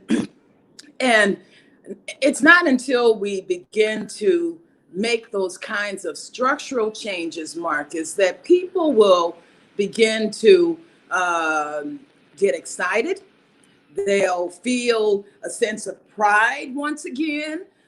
They'll begin to feel like their voices are being heard, because we've had situations where they've asked for things and it never materializes. So until people begin to see structural changes, real progress, it's not until then that folks will begin to, they're listening. They'll begin to want to participate. They'll begin to say, oh yes, my vote does count. So we have to move into that direction to begin to see those kinds of structural changes that people really, really want to see. And the city needs. How can we expect any business investment to come to more, I should say, to certain areas when our infrastructure is just in bad condition? So I believe the time is now. And I think and all the folks I've been talking to, we're the folks to make it happen, and we want to move it forward. I want to ask this last question before I let Chris get in here, piggybacking off of pretty much everything we started with. At what point did everything get so bad to you to where you decided, you know what, I'm just going to go ahead and run? At what point did you decide that? Okay, let me see. Well, to be honest with you, that's a very good question. I'm just gonna give it to you. What propelled me into the first district race was SCUC we had a conference call back in May. Well, let me back up. Yeah, we had a conference call at the request of the first district city councilwoman back in May, and so we were on the phone, and we had been let me back up. Back in I want to say about maybe 2015, we had a neighborhood academy, SCUC, and we learned about how to write grants, how to deal with the media, how to do things to help build up the neighborhood. And so we were asked at that neighborhood academy, what are some goals you would like to see in your community in the next 10 to 15 years? One of the goals that came out, was redevelopment of Western Avenue. Because myself and others who grew up here, we went on to tell the first district city councilwoman, back in its heyday, Western Avenue had Shire's Dairy, they had Lincoln Avenue Pharmacy, they had a full-service grocery store, Del Farm, they had Burger King, they had Strode Music, they had Lincoln Avenue Pharmacy. We went on and on and on telling her about the kind of little business district Western Avenue was back in its heyday. And so we told the first district councilwoman, and we said, so matter of fact, we think if you could help us get money from the city to redevelop the roads and fix up the infrastructure, we think that it might attract some more businesses. That was one of the goals that came out of our neighborhood academy. And so she took the idea and presented it to the council after we presented it to her, because we hadn't had any redevelopment at all, major redevelopment down here at that time in about 40 years. And so we asked her, she took it to the council. So the idea came up, oh yes, the city's interested. So in the meantime, they started working on University in Maine. Remember that? Tore that up, got that done. They started doing all these other road projects similar to what was going to happen in Western. So Western Avenue was on the list. That was 5 years ago. But since that time, it's had one delay after another. I'm not sure why. And it's going to take, we're told it's going to take 2 to 3 years to get it done, but it's had one delay after the other. But a year ago, March 2019, I went to one of the last public meetings about Western Avenue. At that time, we were promised it's going to happen July 2020. We're going to tear the street up. It's going to be a mess, but it's going to happen July 2020. We're like, okay, again, so we're all bracing for it. So February, I email a couple of the engineers and say, hey, what's the status of Western Avenue? Well, got an email back and they said, well, it's on, according to IDOT, it's on the schedule to happen this July. I said, yay. So May rolls around, COVID hits. We get everything stops. So we get a phone call. We had a meeting and we find out the city is saying, oh, we're struggling. Our budget is we're struggling with it due to COVID. So First District Councilwoman calls SCUC together on the phone. And what she says, well, Western Avenue, it ain't going to happen now. We've got the money. The money's there. It ain't going to happen because the city's struggling with COVID. And they've asked us if we could look for areas to hold off on. But it's going to happen. We're going to do it next year, but we're going to do the firehouse first instead. And so this is in May. And so I don't know. I felt my blood pressure starting to, not that particular day, go up a little bit. And so anyway, what I'm saying, Marcus, is we have been waiting. We've been driving around and we've been watching other neighborhoods, University and Maine, be redeveloped. We've watched Sheridan Avenue right outside the health department, same road reconstruction project. We've watched University be redeveloped by Aldi's and Walmart, same project. We've watched Forest Hill between Sheridan and Knoxville behind my church, redeveloped, beautiful project. We've watched Northmore Avenue, redeveloped, beautiful project. And 5 years, we're still waiting for Western Avenue. Okay, we were sympathetic. We said, fine, COVID, we understand. But then 2 weeks later, the council votes to appropriate, put $300-something thousand towards redevelop, starting on Sheridan and Nebraska, and shut down the Sheridan Road Bridge. And I'm like, wait a minute. Western was put on hold, and you're starting on Sheridan Avenue. What is this? What is this? What's the rationale?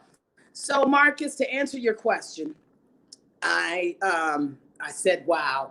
I every time I had a conversation with someone about it, I felt myself getting angry and my blood pressure was going up. And I said, Lord, how can I use this anger in a positive way? How can I use this? Because I couldn't talk about it because I would just get upset. It's disheartening to drive around in other neighborhoods and see road repavement projects. And listen up, Marcus.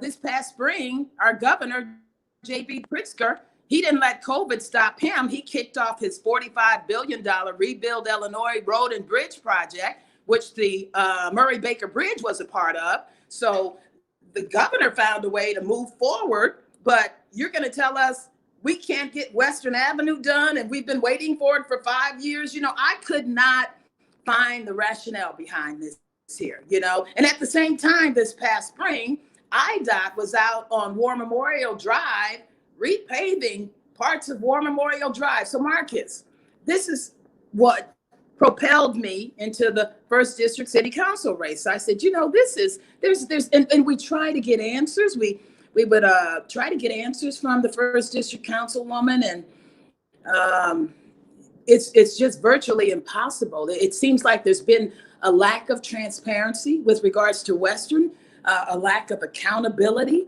about why things have just drug out for 5 years. And you're doing Sheridan Road in Nebraska and the Sheridan Road Bridge last year when you canceled Western. So these are the kinds of questions we were asking, didn't get an answer. I still don't know to this day. And so this is what pushed me into the council, first district council race, because I have lived here. I've lived here all my life. She hasn't. I have seen my community in better condition than what it is. I have witnessed the neglect that has continued.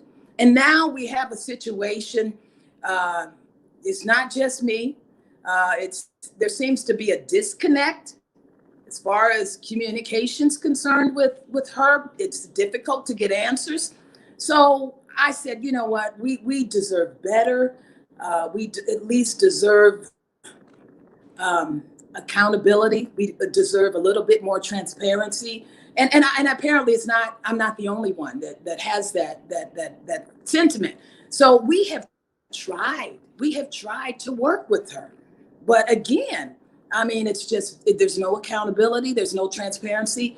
And quite frankly, I just can't stand to see it every year, to watch road redevelopment projects and other roads get paved and nothing happened in my community. This is very disheartening. I want to stay on roads for a minute then and ask you this.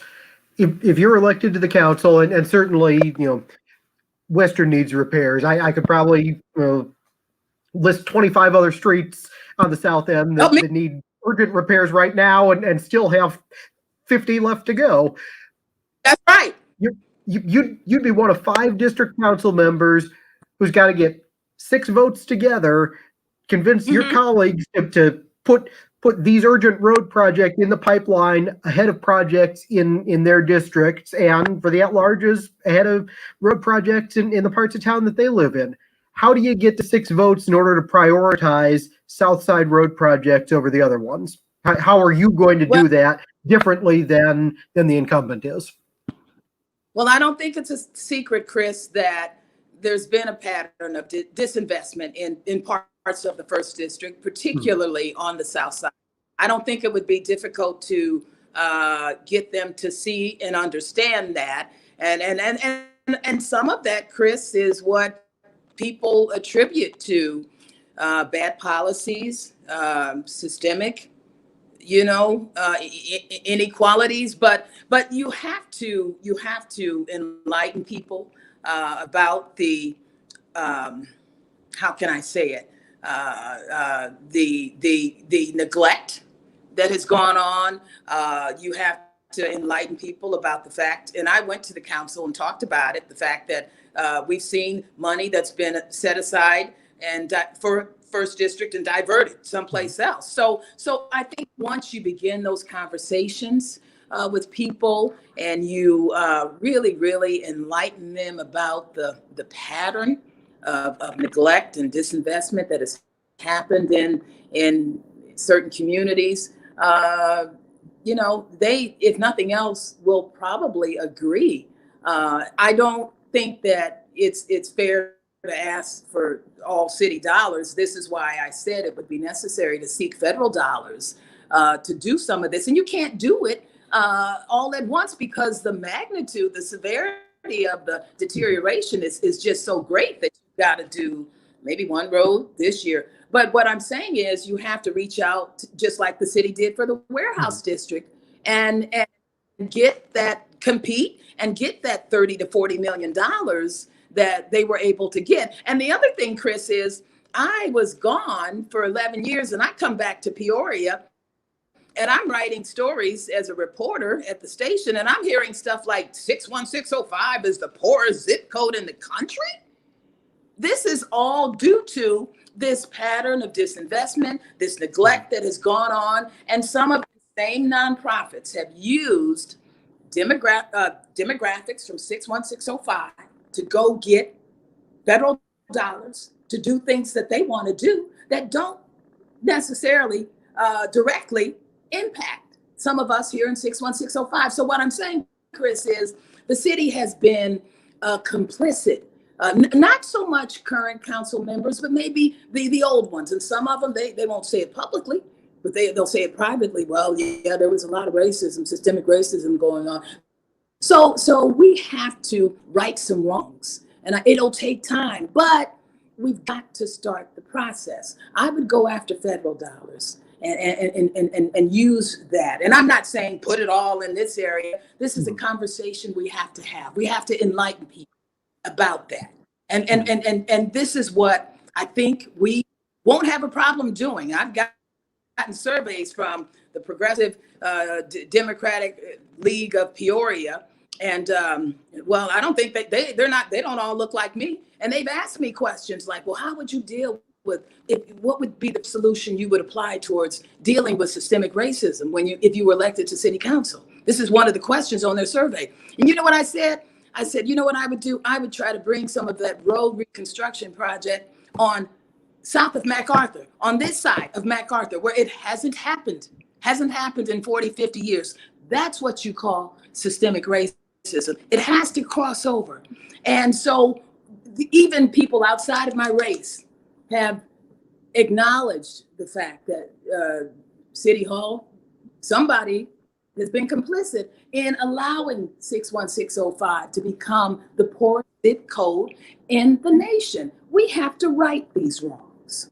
Mm-hmm. What so is the city? It's a process raising awareness, enlightening people, because how can we as a community, how can we as a state, how can we as a country begin to mend and move forward if we don't do the right thing by the communities that have been underserved throughout this nation? What is the city not doing to go after those federal dollars right now that it should be doing to go after them? Well, I'm gonna say this. We did get a visit back in SCUC, and we got a visit back in June of 2016. National Resource Network, federal organization that specializes in revitalizing underdeveloped communities. They've done it in Milwaukee, Baltimore, I believe in Cleveland. They came here, spent a week or two looking around, compiling information, collective, I can't remember the term they put to it, and basically met with City Hall and said, hey, it's in your best interest to do the right thing by your underserved communities like the South Side. If you don't, this problem will spread like cancer. So this is I'm not going to reinvent the wheel. It utilize the resources that are there, okay, and through leveraging community development block grants, we can begin the process. I think personally, Chris, we missed out on a big opportunity. Now, let me say this: our state legislators have done a wonderful job. But I don't understand with this capital bill that went forth this past spring was the first capital bill in almost 10 years, Chris. You covered state legislature. I did for 8 to 16 years. And we did not advocate to get any money to fix up some of our state roads here in the city. Jefferson, south of MacArthur, Howett Street, never been touched. It's a state road. Why did we not reach out to our state representatives and say, hey, 61605 is the poorest zip code in the nation. Can you help us get some money from Governor Pritzker to fix up 2 roads down here? That's not an unreasonable request. We didn't do it. It's not a priority for the 1st District City Councilwoman, but it is for me. That's what I would do. Okay. So I'm gonna take one out of Chris's book. Finish the sentence. The most pressing issue affecting the South End is what?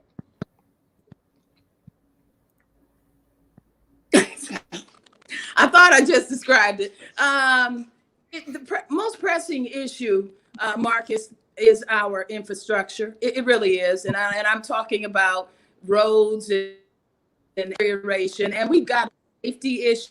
My battery light's on, y'all, on my phone, but I'm good for 20%. So, but serious infrastructure problems. We need to really deal with our roads. I'm talking about the major thoroughfares, and you can't do them all at once, but you begin to address the problem.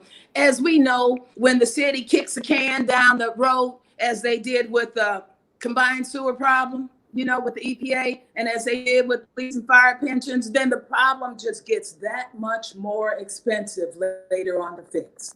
So we've got to deal with infrastructure problems. And being that we've started housing redevelopment in those other two areas, it shouldn't be that difficult to bring some of that down here in the South End, where we've got all vacant lots. So infrastructure. And property values will be getting a prize. And the reason why I asked that is because, and you do mention infrastructure several times over, and a lot of other people will argue that it's the actual grocery store. People that don't even live in the first district would say, you know, we're the first district, they're going to say grocery store. So I was just asking. And with that in mind, what do you suggest is the next move for food on the South Side? Some people say big box grocer. Other people say big box grocer isn't sustainable because enough people weren't shopping there. Do you suggest any alternatives to that? What is your vision for food on the South End?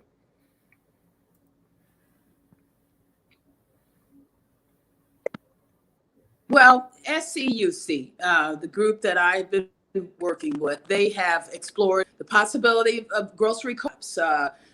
There's one in Bloomington. I think it's called Green Top. I've gone over that, and it's very successful. Community invested on. SC visited some. Whatever we bring, it has to meet the need of the community. We've seen it when tried it on with the Adams Street grocery store. We can't have grocery stores that are not full service grocery stores and providing the types of quality produce and foods that people so desperately need. But before we can get to that point, Marcus, we have to make the community attractive to the buyer. Fix up our roads over there, wherever it may be. Now, I'm just going to throw this out there. With OSF rehabbing the old Caterpillar building in downtown Peoria, Adams Street is horrendous down there, y'all. And that needs to be. So OSF has become a major player in this city.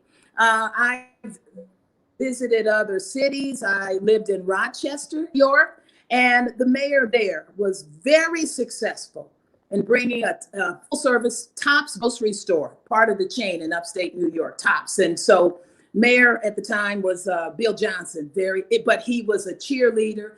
He was an advocate, brought a Tops grocery store in the heart of city in Rochester. So we've got to have that kind of advocacy. I personally believe that we should explore the possibility of maybe once OSF is fixed up the building downtown. It's supposed to bring 300 employees down there. That's going to be a jewel in downtown Peoria. We've got Jimmy John's. I don't think it's a ridiculous thought to consider a possibility of a grocery store downtown, because it could pull from the north, it could pull from the south, it could pull from East Peoria. You know, it could pull. You know, so we've got to look at possibilities like that. Downtown, everybody needs a grocery store. Downtown has more housing stock now than it ever had. And so I believe it's a real possibility that a nice full service grocery store could possibly do well. But we've got to fix up the infrastructure. You know, OSF has done well, but we've got to make it attractive. And I don't think it's a ridiculous thought. I've seen it in, we can't compare Peoria to Los Angeles, but I've seen it in other cities, and I've seen it happen in Rochester, New York. We've just got to have the right people on board working with us and with the vision. It's been done in other places. So we have to look at best practices in other cities, see what they've done to make it sustainable and move forward, because it's not a ridiculous thought, but infrastructure has to look good. It has to be attractive. It has to be inviting. So I think a grocery store in downtown Peoria could possibly work.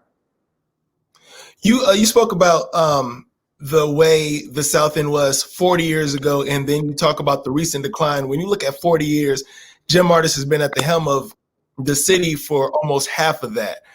Do you feel like that the situation in the South End and maybe even the situation in Peoria falls on the hands of a leadership? Or do you feel like maybe Peoria has been a victim of circumstance? A lot of people like to point to the state. What would you surmise is the reason why we got in this situation in the first place, the first district and Peoria as a whole? Okay, I'll say this, Marcus. Our problem here is not unique. Research has shown that policies in and around the United States, policies developed in the late 70s were designed to not have the best impact on inner cities. And as a result of that, many inner cities, including smaller ones like Peoria's, have seen downtowns and neighboring neighborhoods decline. So I'm not interested in pointing fingers.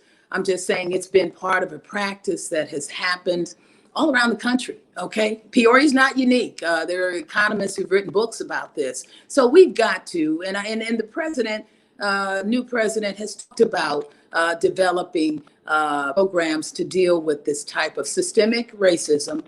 Whether if it doesn't affect you based on your color, it certainly has affected a lot of people based on their socioeconomic conditions. Okay, so it's a problem that's happened all around the country. But Peoria, unlike some other communities, other communities like Peoria, well, Peoria has begun to address it a little bit. But again, here and again, until we deal with the crux of the cancer, we won't be able to see any, until the people in every neighborhood can feel safe, can feel like they can have decent, affordable housing, then we have not dealt with our problems. And we need, as I said, we need to right some wrongs. So, it's been a national problem, but now is the time to deal with it.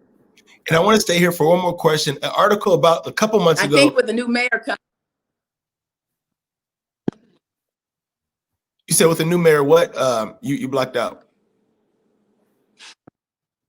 No, I was just going to say, I believe with the new administration, a new mayor, hopefully we'll have somebody who is who is receptive, who is a visionary, and who is willing to work with us to get this done, because it has to happen. And staying right here, an article not too long ago named Peoria as one of the fastest shrinking mid-sized cities in America. You also mentioned racism just being kind of a part of the fabric of maybe previous councils or just previous leadership in the city.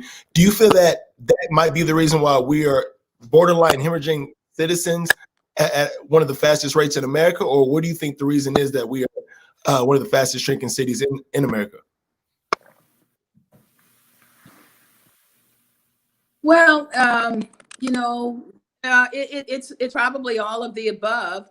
I know as a reporter, when I was a reporter, business complained about high taxes, and even Caterpillar's former CEO met with the former governor years ago to talk about that very topic. So we've got to deal with all kinds of issues. We've got to look at other ways. We've got to be business friendlier. We've got to be, you saw, you were here when the Wall Street 24/7 survey came out. When you've got socioeconomic conditions that favor one group more so over the other, then you've got to fix that. That is the type of thing that will attract people to come here and take a job, people to come here and live. When you level the playing field and you give people opportunities. I went to Bradley and I interned at 2 stations here in town. And after successful internships, I was like, hey, I'm going to get a job in Peoria. This is my hometown, until I heard a white professor, God bless him, say, well, you might have a hard time getting a job here. A white professor at Bradley. And I didn't want to believe him, but after I graduated from Bradley and interned at 2 stations, I spent a couple of years running around here and knocking on doors, begging people, give me a job. You know what my track record is. I interned here. Nobody would at the time. At the time, it seemed like they were only hiring their tokens, one minority at a time. So subsequently, I got my first job at a radio station in Buffalo, New York, because I couldn't get a job here. So this is the experience of people who have lived here. And unfortunately, we still have places in and around the city where Black people haven't worked. A friend of mine just recently got a job at a department agency downtown, and she's the first Black person to ever work there. She's got a college degree. She's written a book. And so we've got to deal with these issues in order to bring people back to Peoria. Peoria just recently lost its diversity officer, Dr. Faris Muhammad, 37 years old, and he has a PhD. Diversity officer, lost him sooner than we had anticipated. Now, I don't know the details, but the story goes that he didn't have enough support staff. He needed people to help him do things in his position. Well, if you're the only one hired, even if they're paying you top dollar, how are you gonna do your job? And so now does he become a victim of budget cuts? So you can't blame everything on racism, but it doesn't do us any good to bring another diversity officer here if we're not going to give him the proper tools so that he can or she can do their jobs. So we've got to change the way we look at things, how we level the playing field, hire people. I just shared with you a story. So this is the kind of stuff that has to change if we want people to come here. Dr. Muhammad was not from here, and he's gone someplace else to work. So this is the reality for minorities who come here to work. Shouldn't be, but so we've got to deal with that kind of stuff. And we've got to be transparent, and we've got to be open and honest about it. Okay. I'm going to move over now. We're actually coming up on the 40-minute mark, but I want to get a couple of questions in from our Facebook Live viewers. 40 minutes factoring in some of the tech issues we had at the beginning there, so you'll get equivalent time to everyone else. First one I want to ask you from the Facebook Live feed is, how will you be a more transparent council member than the incumbent? Well, thank you for that question. I think that's important. I think accountability is important too. And I think collaboration, the willingness to work with people is also important. I've demonstrated some of that in my work with SCUC. I last Thursday launched my Facebook Live on Thursday nights. If y'all want to tune in tomorrow, 6 o'clock, Denise Jackson, Peoria District 1, and I'm on Facebook taking questions.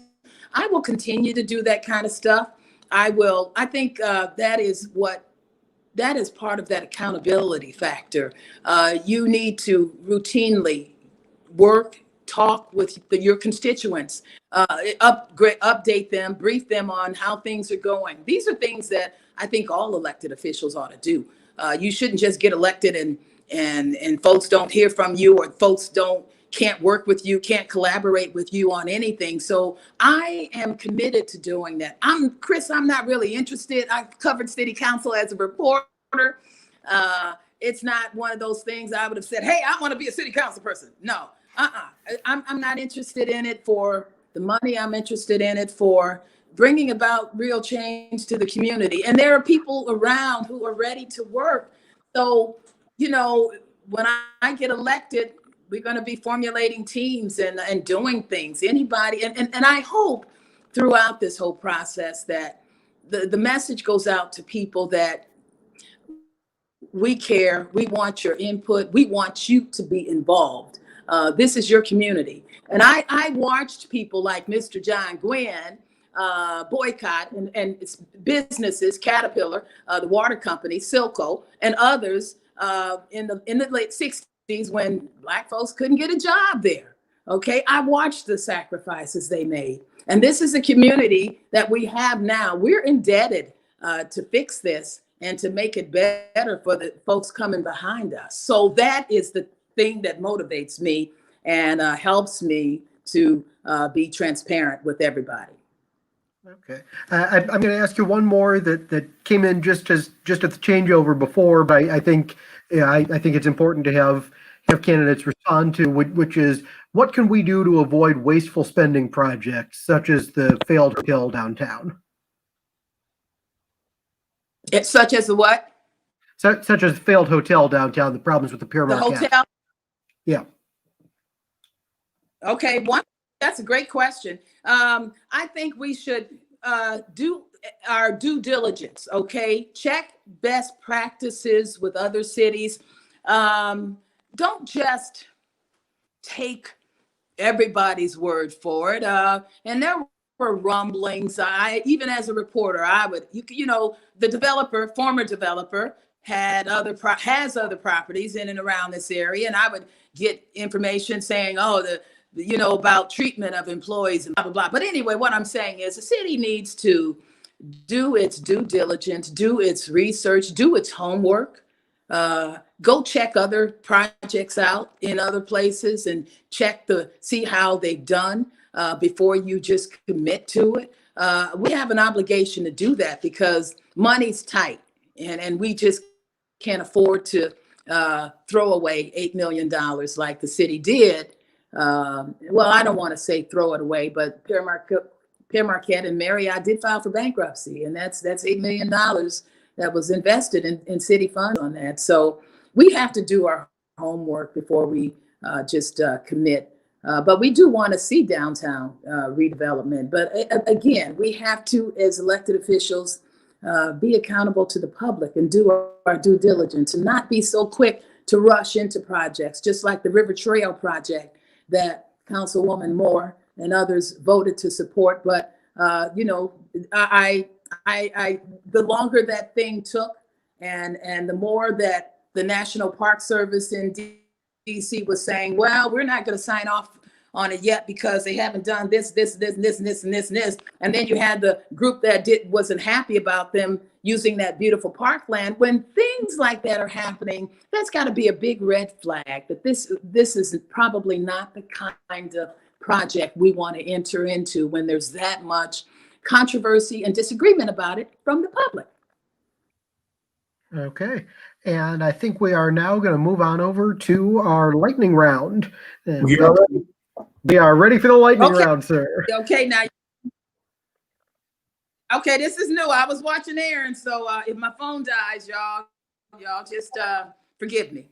We got to get through it. I get a little breakup, but oh yeah, the break. Okay. Okay, so I just pick something that you call it out. Yes, ma'am. You got a minute 26 seconds. Are you ready? Let's go. Oh. Ooh. Uh-oh. If y'all been, I'm going to restart you. I'm going to restart you. Real quick, if anybody has seen my Facebook, y'all know what my setup look like.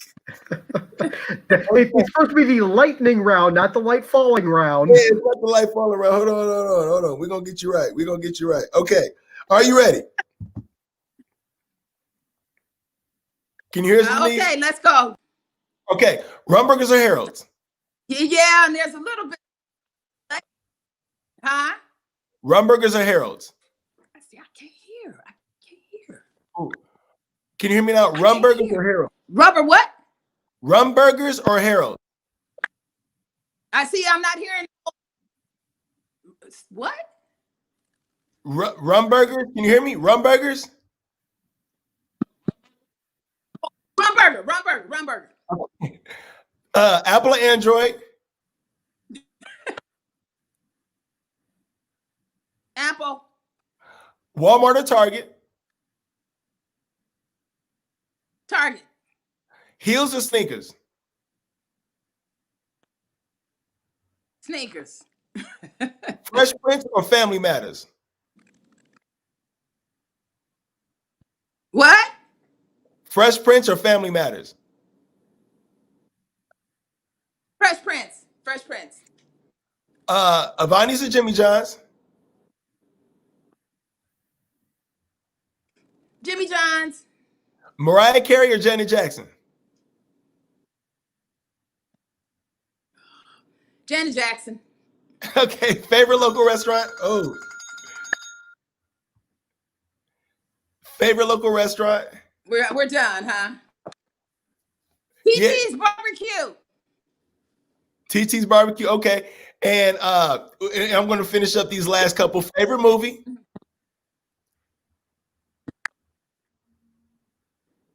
Madam CJ Walker. Favorite basketball player out of Peoria? Sean Livingston. And who do you endorse for mayor? I'm not gonna tell you. You know what? You know what? This is lightning round question 2. This is the last one. Western or MacArthur?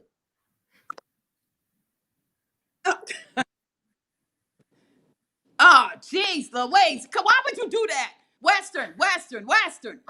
Hey, you're the only one that answered, though, I think. I think you might be the only one that answered that question. But we still can't get anybody to tell us their mayor choice. Hey, we can't. Okay, thank you, Ms. Jackson, for coming on tonight. Thank you for bearing with us through everything here. We really appreciate it.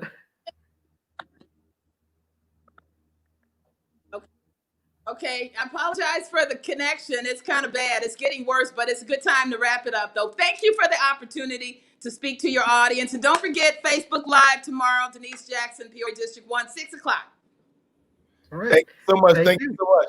This has been the State of Peoria with myself and Chris Kaergard, sponsored by State Farm agent Aaron Kilgore, located at 3805 North Sterling Avenue, where he specializes in car, home, and life insurance.